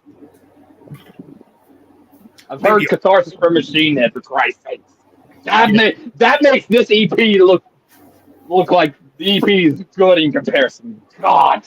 No, there was one really pissed off fan, and she popped up in Metal Meltdown's drinking game as soon as he read her name. Like, there she is. She was in the live stream for that review too, just getting shitty with anyone making fun of Motley Crue, which was literally everyone but her. It's like, dude, and she eventually, after like trying to fucking, rouse me and fucking all that shit, was like, listen, you can't hurt my feelings because I don't have them. And you can't. All I'm gonna do is just troll you back harder, and I'm much better at this. But yeah, she eventually just said, like, well, they're my favorite band, and I don't like when people make fun of them. I was like, well, your favorite band sucks. I will be, nice with like the earlier albums. Like, yeah, there's some stuff in there that I like, but dude, like anything past the 80s, fuck no. I mean, all right, I might give the John Corabi one like a little bit more leniency. I have nostalgia for Saints of Los Angeles because I like a couple of tracks on there. I like the title track. I think there was a couple on there. I was like, that had some nostalgia for me because being in high school and stuff like that. And then just hearing this EP, I was like, it threw me back to high school. But when I was listening to the Saints of Los Angeles, they were good. They were okay. I was gonna say, man, maybe it's an old drugged out Motley groupie from back in the day that's getting all fucking offended. I mean, yeah, that's my could be a possibility. that was my guess. Like, she really didn't like the fucking the rating on there too. With it's like I rated it a used bin full of nothing but Steven Seagal and Kevin Sorbo movies. God. And like, dude, I like some early Steven Seagal ones, but dude, like, there's a cutoff, and it's right after Under Siege. Everything else after that is fucking garbage. They are bad. I only remember Kevin Sorbo from being Hercules. Yeah, that's the only thing. Everything else, I can't. Everything after that, I'm like, I can barely remember. He's not memorable. He's just been like, well, you take up space, you can say words, and I mean, apparently, like, he's kind of a fucking dunce too. Like, dude, on Deadly Ground, I don't know about that one, dude. I went back and watched that one. I was like, dude, this is where they really started to fucking like cut footage, like really edit it down to make Steven Seagal seem like he was faster, and he wasn't. But I mean, like I said, I got a sauce with it. Like Marked for Death, dude. Marked for Death is fucking awesome. I love that movie. And Under Siege 2. Well, no, Under Siege 2 sucked. The first Under Siege was pretty good though. Yeah. Yeah, I'm just gonna say the first one was pretty good. I guess like there was like clauses in his contract and shit. Like, he couldn't look like he was ever getting like beaten in a fight. And if you look at most of his choreographed fights, like he's always like just be like, I'm the absolute most badass person in the room at all times. I was like, yeah, like, I like ones where it's kind of like a back and forth, But yeah, he couldn't have that shit. And then, when he was unable to perform because he just kept gaining weight, not working out, it's like, no, we'll just edit and, cut out some frames just to make him look like he's moving faster. And then his acting got like so lazy. Like they started overdubbing him. The dude speaks English, but Right, he does. all he did was just mumble his fucking lines and shit. I was like, man, I was like, what was that, dude? That was all fucking vowels. What the fuck? Yeah. Yeah, like a few of his earlier movies were good. Like Above the Law. Was that it? Yeah, Bubble Law was good. I like Bubble Law. Hard to Kill. Hard to Kill was pretty good. Yeah. After that, yeah, his movies are basically crap. It's just him with this sprayed on fucking, like, I swear, like they like colored his hair with a fucking Sharpie, and then like I'm just gonna wear muumuus all the time. But then because he's so fucking delicate, like all of his stunt doubles will be like dudes that are in shape. and yeah, like they don't look a thing like him, and they move faster and run faster. And he's like, "Oh yeah, let's." Like they'll cut to a scene where like, all right, I'm about to rappel down this building, and then as he's rappelling down the fucking building, it's clearly some other fucking dude. And then of course, next scene is, I'm on the ground now. I gotta go run to the car. Get me run. Right. Oh man. Dude, it's like right now there's a fucking used DVD bin that are just full of his fucking movies, and ones you didn't even know existed because no one gave a fuck. Selling for like $1. You're paying. Yeah. Oh man, I don't know what's worse. The terrible Steven Seagal movies or the horrible Hellraiser movies after Bloodline. Yeah, Bloodline was the last one I really liked. Right. And it could have been like a good point. Like they could have closed it right there. You got the origin of the box, and once again you got Pinhead because you kind of get him almost every time. But oh look, he's back. I mean, it's that's slasher logic. Like, yes, we killed the slasher. Why is there a sequel? But yeah, after that, dude, they just got bad. Like that Inferno one. Like, I get that they were trying to make it like noirish, like, oh, it's a detective story, but that isn't what I want out of a Hellraiser movie at all. No. But then there was a point too where like I don't even remember which Hellraiser movie would have been on, but Hellraiser, like Pinhead just started looking cheaper looking. You know what I mean? Yeah. Yeah, it's like they didn't have the same guy anymore. Well, Yeah, no, they, Bradley stayed on until three, maybe? Third one, he maybe? was all the way to What was the one where it had the ancestor?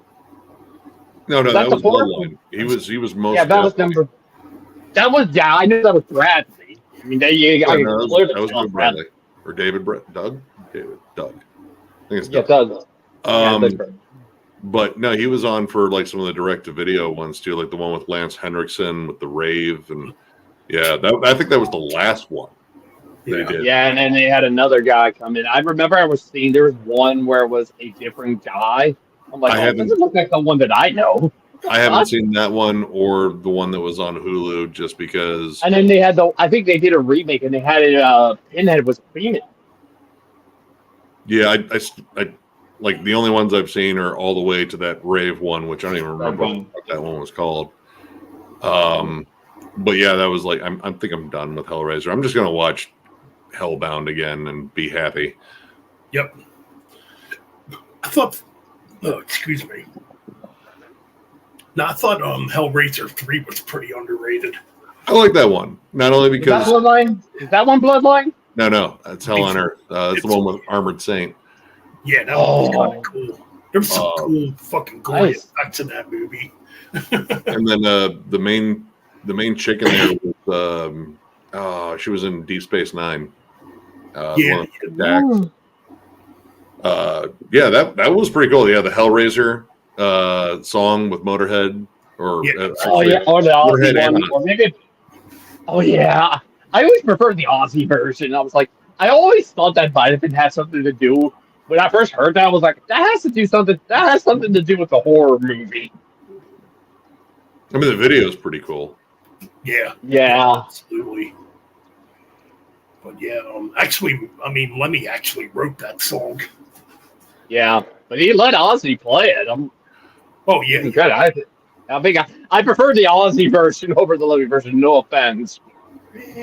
No, I heard about the one on Hulu, and people. All right, when people complained about like oh well, Pinhead's a chick. Like if you go back to the novels, like the source material, like Pinhead was always like deliberately androgynous. So whether it was male or female, it's hard for me to picture anyone else other than Bradley playing Pinhead. Yeah. So I didn't watch it. Plus, I heard that a lot of the gore was CGI'd. I heard mixed things. Like I heard some people that are like diehard fans of Hellraiser said like, dude, this is like the Hellraiser movie we've been wanting for a while. And then other ones going, it was okay. But yeah, like, I don't know. Eventually I'm probably going to watch it because I'm not watching the one before, the one with the different actor, because I heard that one was just absolute shit. I think that's the one where, I heard that was bad. And that's the one where like the pinhead mask looks so cheap. And just cool. I mean, but if I'm watching Hellraiser, it is more than likely Hellbound. Like Hellbound is like two is better than the original. Like I like the original. The original is awesome, but fucking Hellbound is untouchable.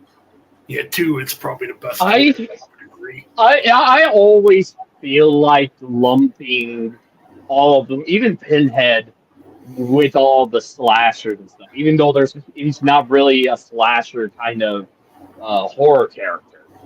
I mean, that's where most people lump him. Like, yeah, he's more like supernatural.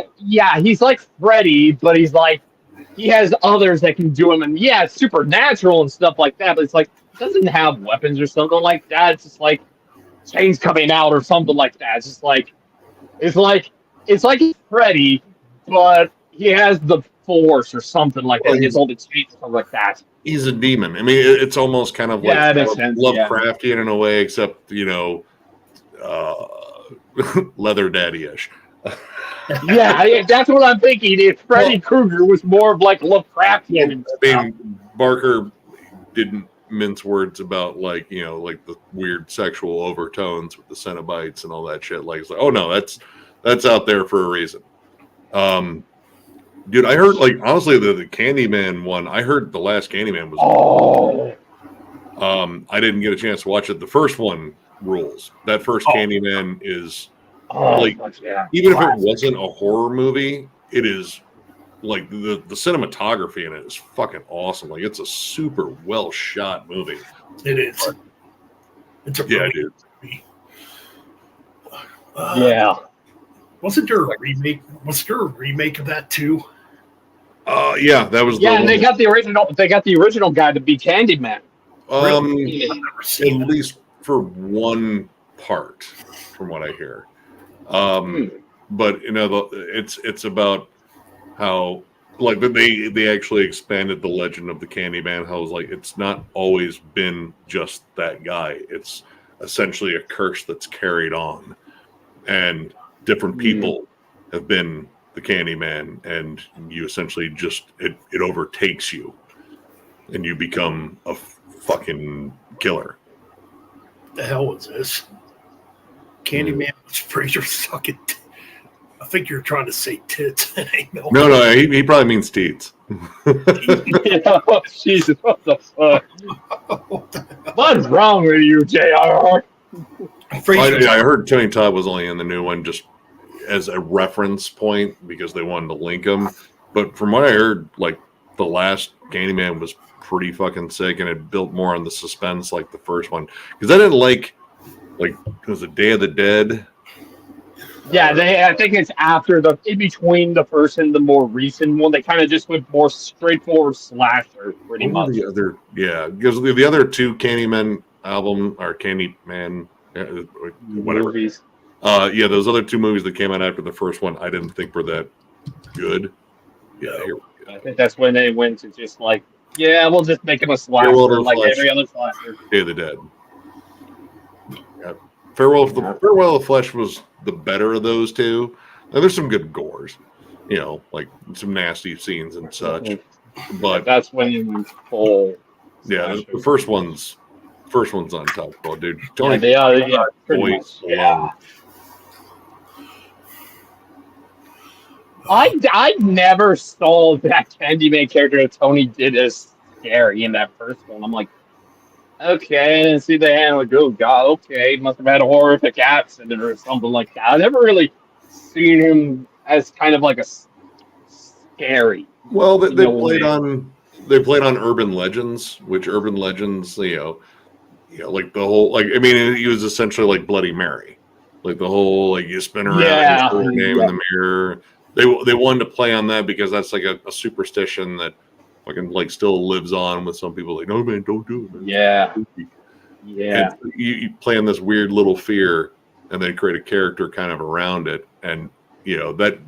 He's not like the most gory looking character until he opens up the jacket and shows you the fucking hook. Right. Yeah, the hook. It shows the bees and stuff like that. It's like, okay, it's like there's nothing scary about that. So I'm like, I honestly, like, if you saw some dude greet you like that in a parking lot with blood dripping down a hook that's forced into a stump. Of hand, I'll add a scale of 1 to 10 out of a scare or something like that. It's probably a 5, You're maybe running. 6. I'm like, yeah, I would run, yeah, but it was like, ugh. You're running. I would run in disgust, like, oh god, You're running fear. To be honest, dude. Oh shit, man. Check out the bee. No, if anything, I'd be more scared of freaking Michael Myers. Like, fuck, if somebody having that, wearing a mask like that in the jumpsuit, I'm like, oh shit, I gotta get the fuck out of here. Oh, dude. Speaking of Candyman, I've seen this what's movie. the last one I think about this? No, I had a friend of mine back. I had a friend of mine back when I was a kid. Well, I was probably 14 back then. But I remember one Saturday night on the weekend, I stayed the night at his house, and we watched the original Candyman. He was, I fucked with him too. Like, being a dick, I fucked with him because he was scared to death of that movie. I'm like, I'm scared too, man. I'm scared too, man. I don't think I'm gonna sleep tonight. And I'm sitting up all he fucking. I would have gone up to the bathroom and just like, I'm gonna do it. I'm gonna say it. Like, dude, don't fucking do it. Yeah, the Being. I think I've seen this movie. I know this fucking poster. I don't know, man. I've seen, because it's definitely an Alien ripoff, because yeah, it is. Yeah, I would think. Yeah. Ton of Alien ripoffs. Yeah, it was kind of funny though, kind of dickheadish though at the same time. Because I'm fucking with him too, acting like I'm scared also, and I wasn't scared at all. Because I'd seen plenty of movies like that prior. Yeah, I think all the scared in me went out after I saw the Halloween movies, especially I think 4 and 5. I was like scared of Michael Myers. Like legitimately, as like a teenager, was like there was legitimate fear in me when I saw Michael Myers. Like, whoa, like uneasiness, and it was just like a fear. Like, fuck. As a teen, I was pretty like desensitized because I was just like gorehound. Like, I just wanted to see like the fucking scariest shit. So I read that. By the time I was a teenager, I had never seen a horror movie. I think the first one I ever saw legitimately was Jason X. I think it was on HBO. God, that movie. I think it was this was it.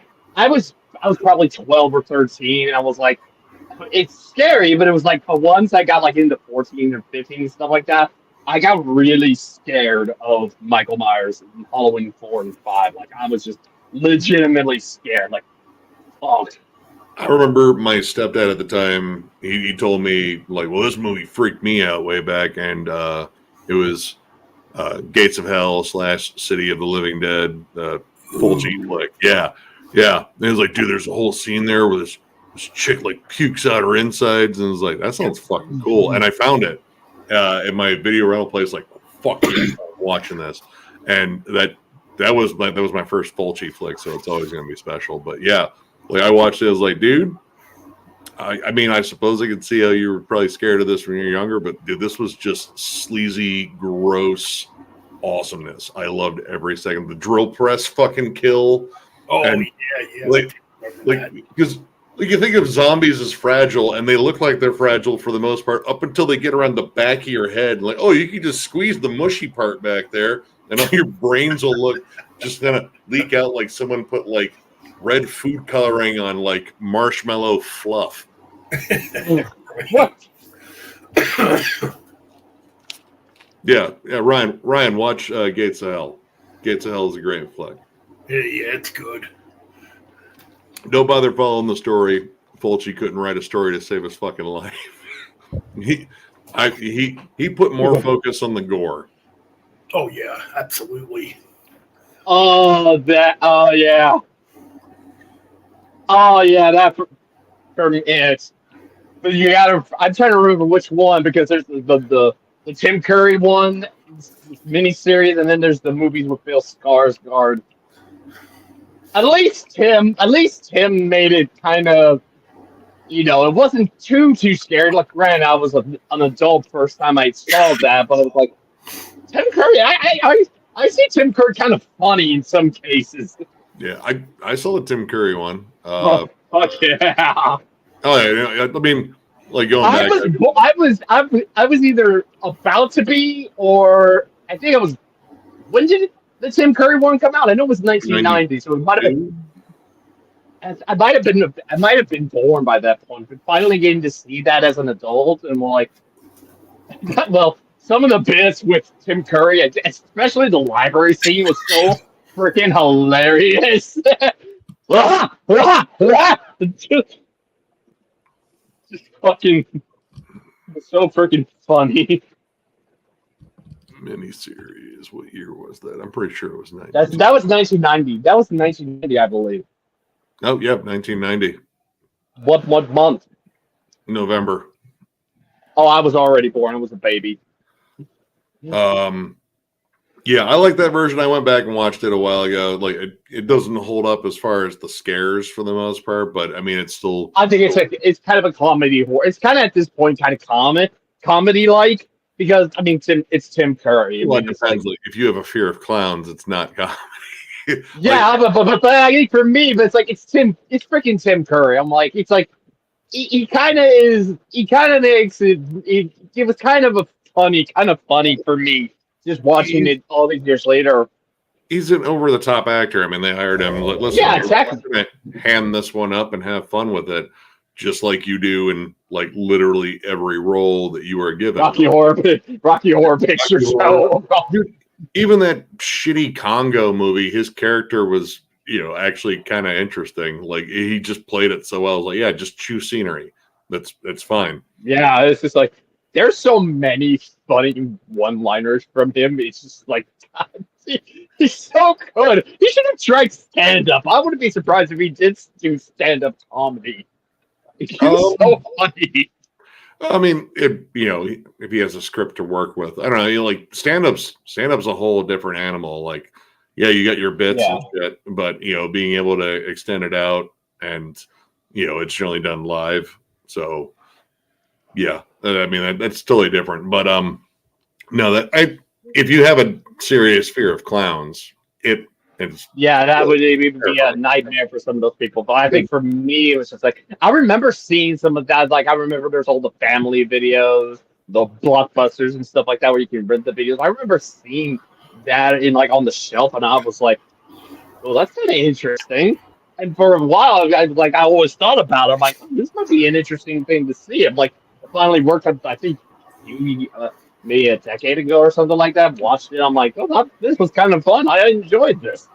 I just watched Killer Clowns from Outer Space. Oh yeah, that one. Dude. I love that movie. I own that movie. Oh man, the movie Congo. I actually almost completely forgot about that. Dude, most people have fucking forgot, but the movie, the only good things about that movie were Ernie Hudson, which he was just like fucking like Clark Gable. And kind of just like, all right, well, you're like the cool character. And then Tim Curry just sort of doing scenery as the kind of villain. You can't really hate Tim Curry, even when he's playing a villain. It's just like it's freaking Tim Curry. Come on. It's like Christopher Lee. We can't root against him. It's just like, come on. He's the bad guy. He was the bad guy at the end of Clue too. Like, well, you know, you're gonna have to get shot. Oh man, speaking of bad movies, not a horror movie at all, but it's definitely a horror in a way. That Flintstones movie that came out way back. With let me think, Goodman as Fred Flintstone, Rosie O'Donnell as, I forgot what her name was. I remember seeing that in the theaters back then. I told my mom, I'm like, this movie sucked. I saw that in theaters too. I think the only thing I remember about it, well, all right, Halle Berry wearing like whatever animal skins, that was nice. Oh, that's really good. Halle Berry was in that? Oh shit, I forgot about that. Might have been before. This had to have been. I think this was before the X-Men movie she was in. That was my first time knowing about her. And really liking what she did as Storm. Like, she was the hot secretary for Kyle MacLachlan's villain character. Rick Moranis was Barney. Yep. And then, John Goodman was Fred Flintstone. Yep. Rosie O'Donnell was. Rosie O'Donnell was Betty, and then Betty. Elizabeth Perkins. Elizabeth Perkins was Wilma. Oh, that movie was so bad. It was pretty successful though. They even did a fucking sequel with like younger versions. I didn't watch that one. I didn't give a shit. I don't even think to this day I've ever seen it. I've seen the first one. I did kind of enjoy it. But you gotta remember, I was a kid. I was a kid back then. It's like, I was a kid too. I didn't mind looking at how. Oh no, I've never. Oh, fuck it. 1994 was the original. Yeah, but I was a kid. I was a kid. 3 or 4 years old. Yeah, I just like John Goodman too. Like John Goodman. Him and Rosie were probably the selling points for that. No, dude, Rick Moranis was still a big deal at that point. Like that was because this would have been after using Ghostbusters. Yeah, and Honey, I Shrunk the Kids was a huge success. Yeah, that's right. Yeah, I remember that too. Yeah. Rick Moranis had a lot of successes, and then I think his wife got sick, and he had to leave acting to take care of his family because I think his wife was terminal. But yeah, he essentially retired from acting, and the last time I saw him was what is Ryan Reynolds' fucking cell phone company that keeps popping up? Cricket, I think it's Cricket or something like that. Something like that. But yeah, Rick Moranis popped up in one of those commercials. Like, hey, look, I got Rick Moranis. So like, holy shit, that's fucking Rick Moranis. I haven't seen you in fucking forever. Yeah. Yeah, someone actually, there was like a big deal about like someone fucking punched Rick Moranis like years ago. Like they just saw him and punched him. I was like, who the fuck punches Rick Moranis? Like he's just a nice dude. Like, why would you do that? Fuck you. For real, it's like, what the fuck? He was like, one of my favorite 80s people. I got into him the same time. I was watching SCTV stuff, like the sketch comedy show. And he's fucking hilarious on that. I'm trying to think back to that era now. Yeah, Rick Moranis. I like definitely John Candy. I fucking John Candy was awesome. Uncle Buck. Yo. I know people that have attempted to do Uncle Buck fucking pancakes. Like you have to get like a fucking snow shovel to flip them. Yeah, I think for me and my generation, I would know him from Ghostbusters, the Flintstone live action movie, and then, like I said, Honey, I Shrunk the Kids. He had a lot of roles for that. But I think for me as a kid, that was probably ones that always were The Great On my mom. The Great Outdoors. That's a classic. Oh, dude. I mean, I'm a sucker for Aykroyd and fucking Bill Murray and Harold Ramis. Harold Ramis was like the secret talent behind so many fucking movies because he was more of a comedy writer than he was an actor. Like, yeah, he had a ton of acting credits, but he was noted for his writing. Dude, Caddyshack. Like, Caddyshack is like mostly fucking Harold Ramis's work, and that fucking movie is hilarious still. That's a funny movie. I can fucking Jeez. that movie word for word. I've seen it so many goddamn times. Oh, man. That's just a good era. Steve Martin, some of his movies. Yeah. The Jerk. The Jerk. Oh, The Jerk's brilliant. Movie. Did you ever see what was it called? The Lonely Guy? The Lonely Guy. Hold on, let me look it up. It's a funny movie. Definitely Animal House. I mean, that goes back to the 70s.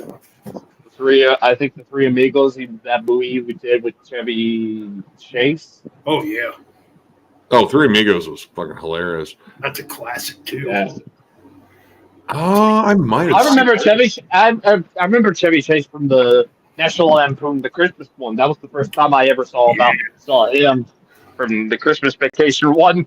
Oh, Planes, Trains, and Planes, Trains. That's one of my favorites. Oh, dude, that's like mandatory holiday watching. Like, I mean, you know, it's got a good feel-good ending. Most of the time, like, I'm like so fucking anti-Christmas. I fucking hate it. I hate the fact that sometimes shit up. I will. For me, I think the only reasons I'm not is because some of the more recent stuff, and don't get me fucking started on the Hallmark Channel movies. Fuck, I hate that crap. It's a sweater. Dude. I swear, all those movies are just freaking the same. The only times it is ever interesting is if I recognize somebody in those movies. That's it. Which movies? The Hallmark Channel Christmas movies or the holiday movies. Suck, dude. Those are like a long fucking commercial for like Cialis or something. Like, dude, it's fucking terrible, dude. It's every movie I have seen with those. It's just the goddamn same. It's every single one. Yeah, everything works out fine. Like, oh look, there's a mild inconvenience, or oh, someone comes into the small town and they're rigid because they're from the city. Because they spent time. The only time everything. Yeah, the only time.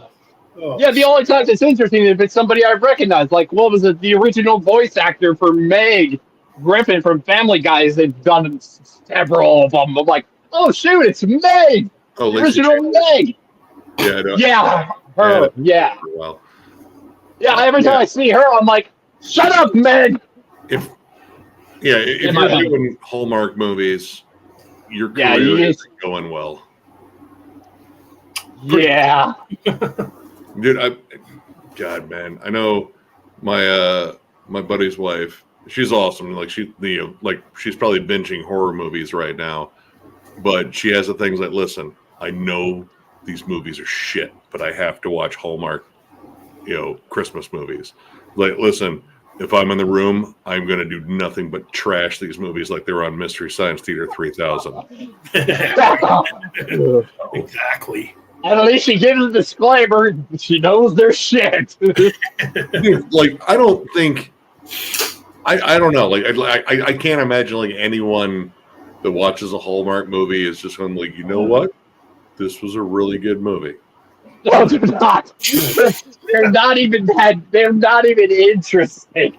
No. The only times if I recognize somebody in them, I'm like, that's it. Like, it's a G-rated fucking soap opera. Like, oh no, I got a flat tire. Yeah, it's like it's their that happens in this movie. That's what it is. Yeah, exactly. Yeah, exactly. Like, it's amazing how you can do like an hour and a half movie with no real conflict and no real character development whatsoever, but yet there it is. Those things just exist. That's the nicest thing I can say about Hallmark movies. They exist. Yeah, exactly. They fucking exist to have mommies watch them. That's all they are. I would rather watch an hours-long band of just tampon commercials than watch an entire Hallmark movie again. Like they fucking Fuck suck. yeah. Dude, all right. Yes.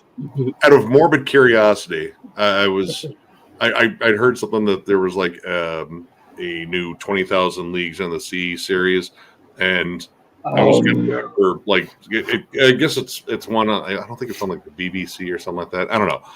Anyway, I didn't find it. Instead, I found another version of 20,000 Leagues Under the Sea. It was like, wait, but I don't recognize this, and it had Richard Crenna in it. You know, the general from fucking the Rambo movies. I was like, oh, all right, well, let's check it out. And then I watched it, and it was fucking horrible. They ruined the entire story. In fact, they didn't even really stick to it. And then lo and behold, I found out it was a Hallmark movie. And I was like, oh, well, that explains a lot. Because they tried to turn it into like a love triangle of some kind. It's like, oh, we're going to have a female character, which there wasn't one in the story. And yeah, it just turned into this fucking just this mess of bad special effects, wooden acting, and a love story that never fucking happened. Like, I'm pretty sure there's like, well, here's the Jules Verne novel. It's like, just throw that out. Listen, I have an idea. We need to make this bad. Oh, that's terrible. Jesus. I love that movie. I will say this. I'd rather watch Batman and Robin with Clooney and a bad credit card than any of the Hallmark Channel holiday movies. I'd rather watch neither one. Yeah. And I'm gonna regret saying this. I'd rather watch the shit animated movie Sausage Party than any Hallmark Channel holiday movie. And I fucking hate Sausage Party. Well, Sausage Party had at least some funny moments. And a Hallmark movie, dude, even like, hey, we got a joke. Like, no, you don't. You don't have a joke. Yeah, you don't. No. The only time it's ever going to be funny is if I see the original voice actor of Megan, I will just yell out, "Shut up, Meg!" That'd be the funniest thing ever. Yeah, it's all like, it's all fucking fluff, and it's sterile, and like, listen, let's make sure we don't, I don't know, stir the pot a little bit, make the story interesting, because. Yeah, let's make it as interesting as a fucking Hallmark card. That's about Yep. And Hallmark cards are probably better to look at than those Hallmark movies. Ugh. The best thing about the Hallmark Channel, though, is the late night block they generally have of Golden Girls reruns. Because I'm done. Yeah. It's about the only thing I can agree with. Yeah. Yeah, but those are still fun to watch, though. Oh, dude, Yeah. God, why can't I think of her fucking name? Shit. Betty? Dorothy. No. Who played Dorothy? Why can't I think of her damn name? Oh. B. Arthur. Oh, yeah, I remember watching. I seen a clip. I'm like, she was in like a men's prison for like a year until they found out. I remember seeing that clip on like Instagram. I'm like, that's kind of funny. Dude, B. Arthur was savage. Like that's the kind of humor I love. Just dry, like kind of cynical humor. I fucking love that shit. So, yeah, Betty White, obviously. Betty White's a legend. Yeah, fucking Betty White. Betty White was hilarious in that show, and she's just hilarious in general. It's a shame she didn't make it to 100. Yeah, Jimmy Carter did. I was surprised by that because he took a fall recently. Because that dude is still out there doing like Habitat for Humanity and building homes for like fucking homeless people and shit. Like he at 100. Wait, who is it again? Who is it again, Nick? Jimmy Carter. Jimmy Carter. Oh, he's still living too? Yeah, he turned 100 earlier this month. And yeah, he was like not too long ago, like I said, within like the last couple of years, he was still doing like the Habitat for Humanity thing where he was like helping build homes for fucking homeless people and shit. Like he's just been still being a super nice fucking dude all the way to 100. He made it to 100. That's fucking impressive. Yeah. He's still out there doing it too at that age. He even took a fall like recently, and like, dude, if you're in your fucking 60s or 70s and you take a fall, I'm already worried. Yeah, he was on that's the more doorstep of 100. Jesus Christ. Yeah, but they showed him, like, yeah, like they patched him up. He said he was all right. He was like bleeding from the face and shit, and he had bruising. But yeah, he's like, no, I want to finish this project we're working on. I was like, God damn, man, fucking ballsy. Yeah. Also, yeah, definitely. I think I did see someone. I did see somebody say he is nearing the end of his journey or something, which means he might not be around much longer. I mean, he's 100. Like, honestly, at that point, Yeah, I'm like, yeah. you know what? I'm good. I mean, Like, you I look- think I've lived long enough. Yeah, you lived a heck of a life.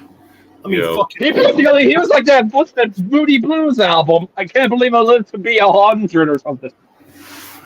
Dude, yeah, I mean- I never thought I'd live to be 100. He's the living proof of that. Oh, Yeah, what the fuck was somebody it? said for healthy living, I guess. I don't know. Michael I don't want to Douglas. live to be 100. Nah, Michael Douglas's dad. What the fuck was his name? Oh, Kirk Douglas. He lived to be 101. Was he 101? I thought he only made it to like 98. Hold on. No, he passed away at 101. I'm pretty sure he did. Let's see. Yeah, I think he passed away. Holy shit! No, he passed out. He passed at 103. Oh, 103. Holy shit. Wow. Fucking hell. It's insane. It's like, what the fuck are you doing to live that long? I mean, he was a fucking fitness dude. Like he constantly worked out. Dude, he suffered like multiple strokes toward the end, but he maintained being able to walk for a fucking long time. 103. God, That's freaking, yeah, that's really impressive. I don't think it was expect Michael Douglas. I don't expect to live that long. Dude, Michael Douglas is 80 years old. Oh, he just turned 8. I'm just gonna say Yeah. age now. That's nuts. He was a great actor back in the day. I mean, he's still, I mean, mostly like character roles and such, but yeah. Falling Down, that's still my favorite movie with him. I think the first one I ever saw with him was Romancing the Stone. The one with oh god damn it, fuck, I can't think of her damn name. Hold on. Kathleen Turner. Oh, that's going way back. Yeah, what was that one? That was 1984. Yeah, I think I do remember that movie. Yeah, it's like kind of like a action adventure, and she played like a writer and shit, and her sister got kidnapped, and she had to like deliver something. It's been a while since I watched it, but I remember enjoying it. Actually, the guy that played El Guapo from Three Amigos is actually in there too. And Danny DeVito's also in that one too. I remember, God, this must have been. Holy shit! Streets of San Francisco. Yeah, that was his cop drama. Yeah, I was pretty young when I watched this movie too. This must have been like 87, 88. I was a kid. I remember. Not even born yet. No, I think my mom had Fatal Attraction on VHS tape, and I snuck watch it one time. Holy Boobs!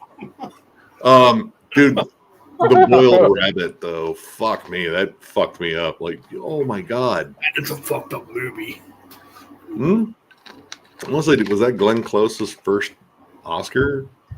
You might be right. Let me see. It would have been the first movie that ever kind of was like fucked up for me. I'm like, roots. God, did she? Actually now I'm kind of curious. Let's see. I ain't gonna lie, I wasn't like 7 or 8 years old. Yeah, it got 6 nominations: Best Picture, Best Director, Best Actress, Best Supporting Actress. Oh yeah, fucking Anna Archer was in that too. Oh, You know, so That was a fucked up movie, though.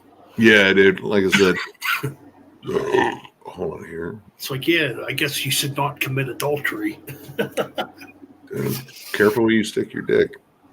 Yeah. Pretty much. Yeah, I mean, well, then he kind of went back to that with I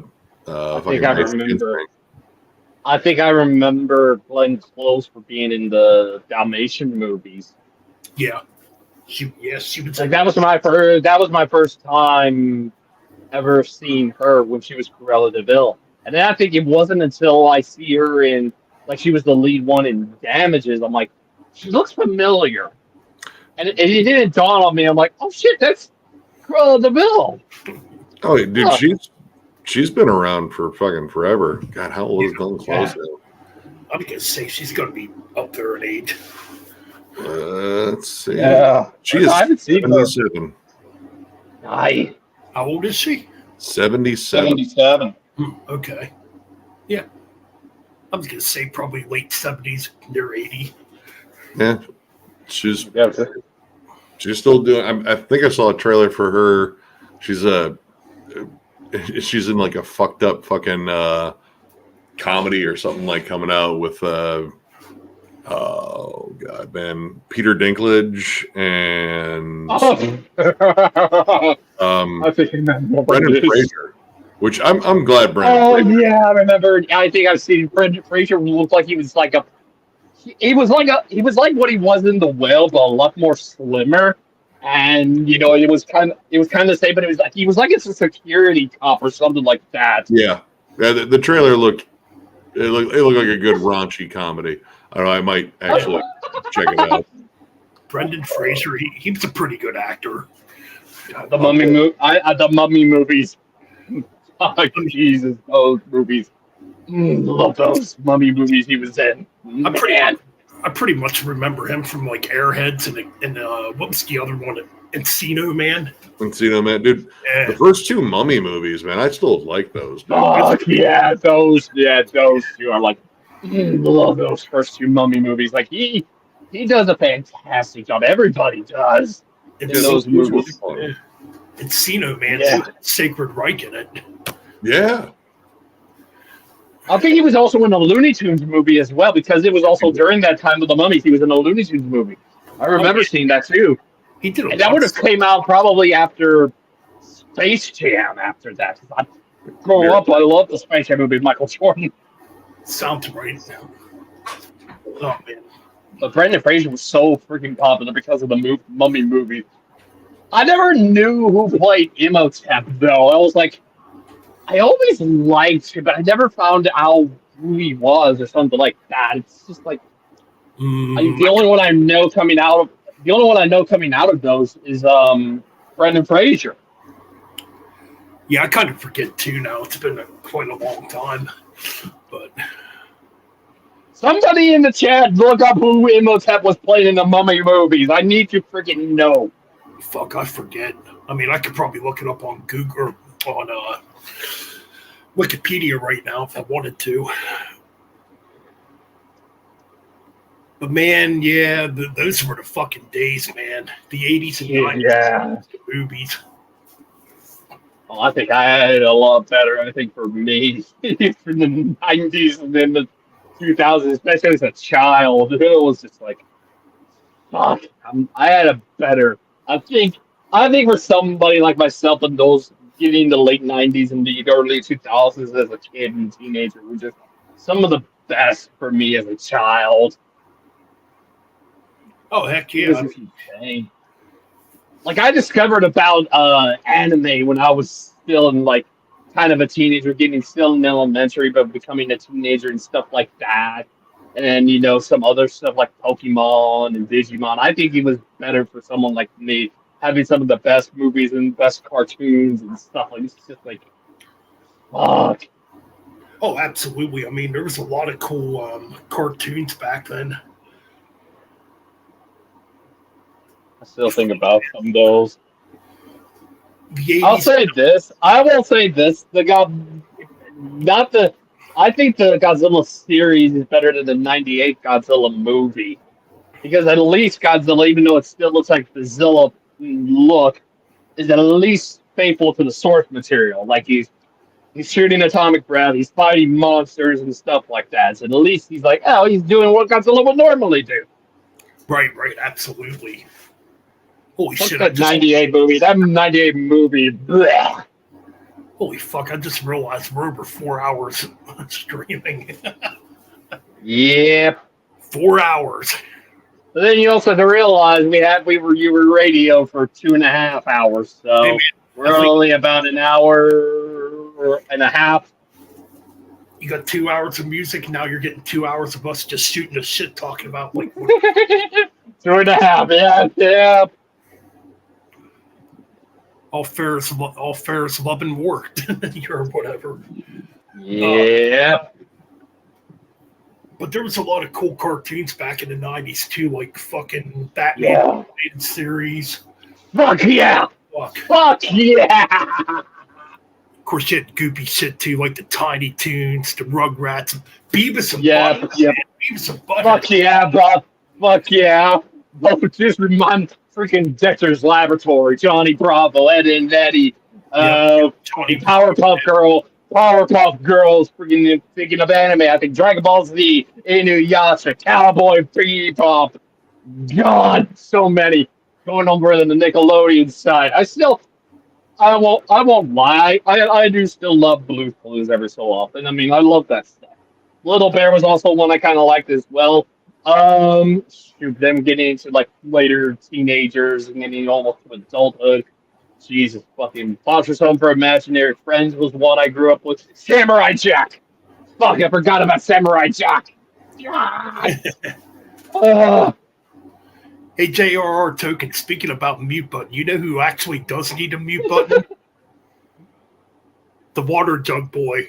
That's who really needs to mute button. Water jug boy, whose name we won't. I mean, you can't stop me when I'm thinking of all the stuff I grew up watching as a kid. JRR Token. I mean, the list goes on and on of what I was watching as a kid. Yep, water jug boy right now be in a live stream yelling and screaming, begging for money. You people never. Yeah. You don't watch my videos. Sub to my channel. Fuck you, man. That would be like, get out of here. Get out of here. I'm out of here, bitch. I'm not doing that. I gotta read this one. This is kind of funny. Oh my god, can we please talk about his ridiculous silent videos? Oh yeah, because if you're blocked, you can't like reply back. Oh my goodness. Not my effing problem. Nah, JR Token, Ryan's if you don't mind me saying that, Ryan, you're autistic. You know, Yeah, it's like it's once I'm starting to talk and open up about what I like the most, it's like it's hard for me to stop talking about the stuff I grew up and love as a kid and stuff. That's just how I am. I'm passionate about what I loved as a kid, and still to this day, it's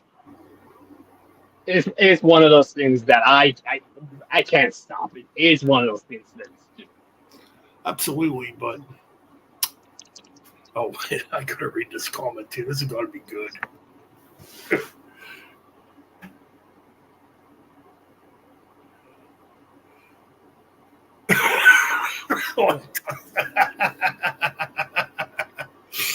Oh, Christ almighty. Oh, boy. the continuation. Ouch.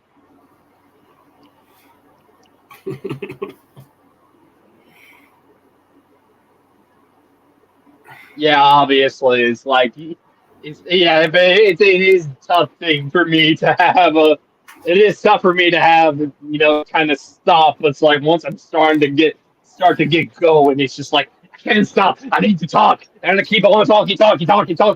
It's like until I'm done. Right. For me, on the other hand, I'm more quiet. I can be quiet too, but once you're talking about something that I love, I'm like, talk, blah, blah, blah, blah, blah, blah. You know, it's like, can't stop talking. Can't stop talking about the stuff I love. Got to put your glasses back on.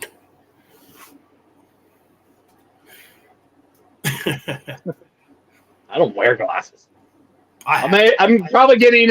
I'm kind of getting getting close to the point where I might have to wear glasses and stuff like that. But right now, I still got good vision. I still got good eye vision. Oh no, I totally get that because I got to wear glasses. Oh, read. You got to read. Yeah, you got to so I can read. Yeah, fair enough. I think my mom does the same. Big as well. She wears glasses now as well. It's like my next mission is to get prescription sunglasses. That's what I want to do. Like I can wear I gotta wear like I can wear sunglasses, but not for very long. Yeah. But yeah, man. Yeah, we're just talking about our Wonder Boy, the jug lifter there, Nick. I hate keep bringing him up, but he's really burying himself. No, he's just fucking cringy. Like I saw his last stream where Shredbeard popped up, which that was something. Oh yeah. About that earlier. Dude, a lot of the shit he says is just it's projection, but then he accuses everyone else of projection. It's like, dude, and the whole I'm not gonna react to people and all that shit is like, dude, you're doing this right now. You're reacting right now. You're like when one of his compatriots in the chat brought up lolcow, and you know, I don't think they knew exactly what it meant, but he said, yeah, people are saying you're becoming a lolcow. And that was, they said that to MOD. And I don't even know what that is. I was like, dude. Oh, I think I know what that. I think I know that meaning because I think that was a podcast name. And it had some of those big name, I think, like actual, like big in size, like YouTuber. I think Boogie 2988 was one of them. Wings of Redemption might have been another one. Yeah. But that's when I heard that. That's what the lolcow thing is. You don't want to be one. No. That's Yeah, I'm like, and I like Boogie at one point. I'm like, and I don't watch his stuff anymore. But it's like at one point I was like a big Boogie 988 fan. I don't like. I like Boogie was cool at one point, but I think he's just fleecing his fans for his fucking like crypto addiction and shit. He's flat out. He's even lied about his medical conditions and shit. That fuck that guy. He's just scum. But anyway, yeah, becoming a lolcow like is doing exactly what fucking MOD does. Is constantly react, constantly get mad. Yeah, he constantly blocks the trolls and shit. Like he brags about how many people he's blocked and shit. It's like, yeah, dude, I don't block anybody. And he's like, yeah, that should never be. And even me, I'm like, I've blocked a few people. It's just like I block people too. You know, some of it, but at the very least, those are kind of people that are like they deserve to be blocked. Because I'm like, fuck those people. You know, it's just like, but I'm not one that brags about blocking any of those kind of people. It's like, no, fuck you, block, done. But the key to that whole like lolcow thing is like the person has to react all the time. And that lets people know that, hey, guess what? I get under your skin. But he tries to play this whole reverse no fucking card. Like, no, I'm under your skin. It's like, no, they're not reacting to you. They're coming by and baiting you. And you're taking the bait every time. Well, then he pulls this trajectory where if you don't listen to war metal and black metal, you're not metal. That's just, he's just trying to out edgelord every fucking edgelord. And it's stupid. And the second like someone actually challenges on it, like, you know, like, no, you want to have an open fucking discussion, talk about this shit, like he backs down. Like, dude, as soon as Shredbeard fucking came in that chat, like the whole vibe changed. Ooh. And like, yeah, see, this is why you block people. It isn't because they just piss you off. If you had comebacks, if you had, you know, the nuts to fucking face those people and, you know, or at least just show that, hey, it doesn't bother me. It's like literally, that's it. it'd be different. But dude, just he goes off anytime someone questions him, and just he shouldn't be online. He really shouldn't be online. He has no idea how to fucking talk to people. I agree. You're right.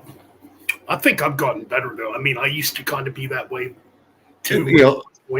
Yeah, we had granted, you had a lot of help to get to this point, Ben. The thing is, don't let trolls get you. You're gonna get them. That's what happens. Exactly. Still have mine. They still come by. I fucking joke around with them too. Like I said, if they say your videos suck, they're like, yeah, fuck yeah, they do. I hate that dude in the croc neck too. Giant piece of shit.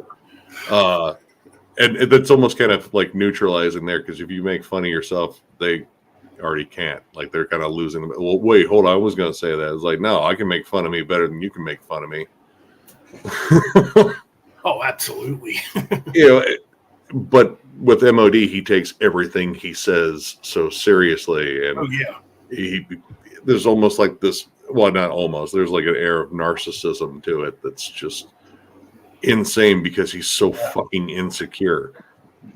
Don't get me wrong. A couple months ago, I brought him back for a little bit. Maybe that's on you, dude. That's you chose to, and maybe it seemed like a good idea at the time. I was trying to breach him out to guys like you again to see if maybe it would change him, but it's not. He doesn't. I'm a guy who is like, gosh, there was a point because we were talking, you had him back in. I'm like, oh, fuck, not again. I don't blame you, man. I was kind of upset for doing it too, because it's like I gave this. Why did I do it? I think that's why I don't bring him up on my channel. I don't want to give him another platform. Me neither. He convinced himself that when fucking Questy did that whole video on him, that he took it down because he fucking backed off and blah blah blah. I was like, no, Questy took it down because he didn't want to send any more people your way. And honestly, that was one of his highest spikes in views here recently, is when he was ranting about that. Mm-hmm.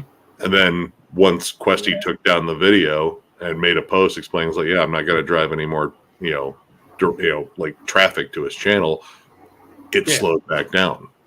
That's why I don't bring him up. Yeah, it's true. But it's the best. I don't either. Not to bring him up. I don't with my stuff. It's just like I do my stuff. I have my own little bubble. No one gets into my bubble, especially someone like him. It's just like this is probably the only time I ever hear about him. Yeah, I don't hear about him at all when it comes to my channel and stuff like that. I don't give a damn about that. I mean, I don't agree with everyone on everything, and that's just natural. That's human interaction. Absolutely. But he's got this whole rigid dichotomy where everyone's got to agree with him. Like, he professes anarchy, but yet he wants a dictatorship on his channel and shit. Oh, I can attest to that. I've known this guy for 6 years, and I hate to keep talking about him because, like you said, he doesn't deserve to be mentioned. I mean, it's like 3:17 in the morning here. I don't know if anyone's actually up really like, oh my god, they're going to report back to the fucking master or whatever he considers himself. But no, there was a time too where his whole channel was dedicated to Slipknot, and you literally you had to love Slipknot, or he would come at. I mean, don't get me wrong. I do like Slipknot, but it's just like, okay, I'm not the biggest Slipknot fan, but I do like their. Well, that's not the main thing. Is the fandom, he kind of weaponizes it, and he'll block you for just even questioning anything. Misanthropy, that's why I don't comment in his streams, because I'm like, I'm just gonna watch. I almost commented the other day. I thought about it, like, nah. Yeah, it's like he almost wants metal to be a dictatorship, which that's not what metal should be. Dude, there are no rules in metal. And you know what? You don't have to like all of it either. Yeah. That's fine.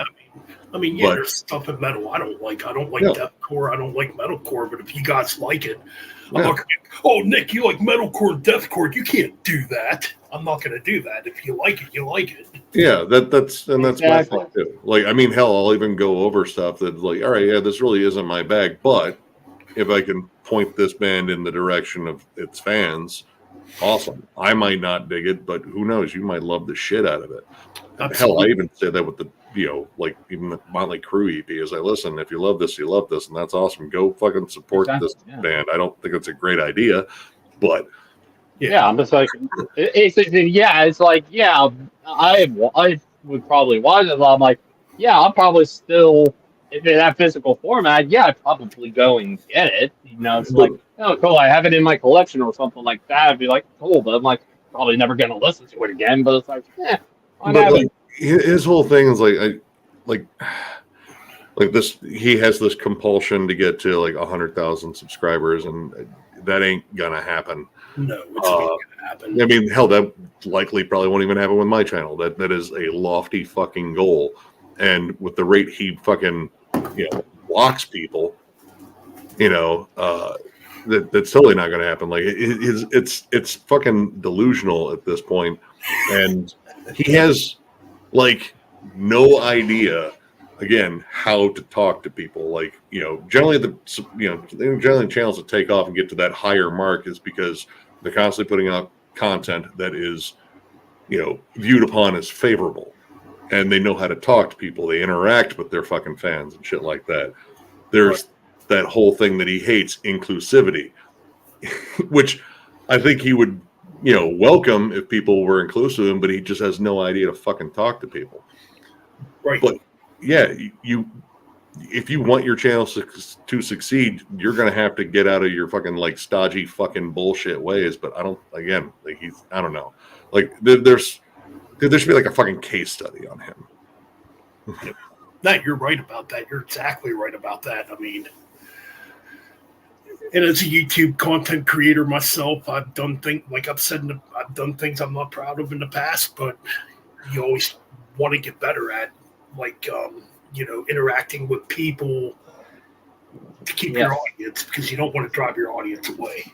Yeah, and then I love our subscribers, man. Like the subscribers on our channel, I have great conversations in the comments section, and sometimes it's only one comment. I try my best to like answer every comment, which is a fucking daunting task, but that's what it's about. Like you build the fan base that way, and like anyone that's met me at a show or something like that, I always greet them with a handshake and shoot the shit with them if I can. That's what I do too. If I met somebody that knows who I am on YouTube, I'd be like, "Hey, man, what's up?" Yeah, that's have it. a beer with Dude, someone brought me up to J-Dog, I guess today or yesterday rather now, and he doesn't know who I am, that's fine. There's tons of people that don't know who I am. Actually, there's infinitely more people that don't know who I am than there are that do know who I am. But yeah, it's like, yeah, he's Nick Rock Nick. He's from Toledo, Ohio. You're from like the Cleveland area. You guys should meet and shit. I was like, well, I mean, I don't know him, and I don't want to like drive my way out, all out of my way to go meet up with a dude or something like that I don't know. And he, like he wasn't like casting any shade or anything. Actually, it was pretty damn neutral.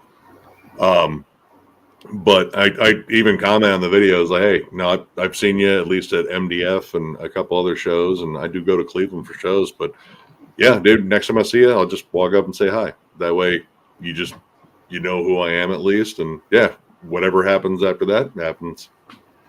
I mean, from what I've seen, yeah. I mean, obviously, J-Dog's playing a character for the most part, but I mean, go ahead.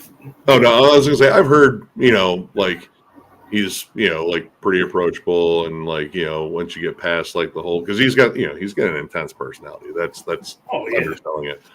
But yeah, like he's even said like I'm kind of withdrawn when it comes down to meeting new people and shit like that. But yeah, like I'll fucking talk to him, like as long as you're not like coming out of the gate like, hey, what's up, fucking piece of shit or whatever, unless you're just joking, like all right. But yeah. All right, but yeah, it was just good night. Oh. Later, Miss Anthony. Actually, shit, dude, I need to get some sleep too. Yeah, you know what? Yeah, this is probably. pretty long. Yeah. I didn't even realize it was getting that late. Holy shit, yeah, it's almost 4.5 hours. Shit, yeah. All right, well, later, Ryan. That was a very Irish goodbye. All right, man. Thanks for having me on for a bit. Man. Always good hanging out, man. Take care. Peace. All right, chat room, take care. Thanks for hanging out. Thanks for hanging out, everybody. Keep it freaking metal. And yeah, man, y'all have a good night.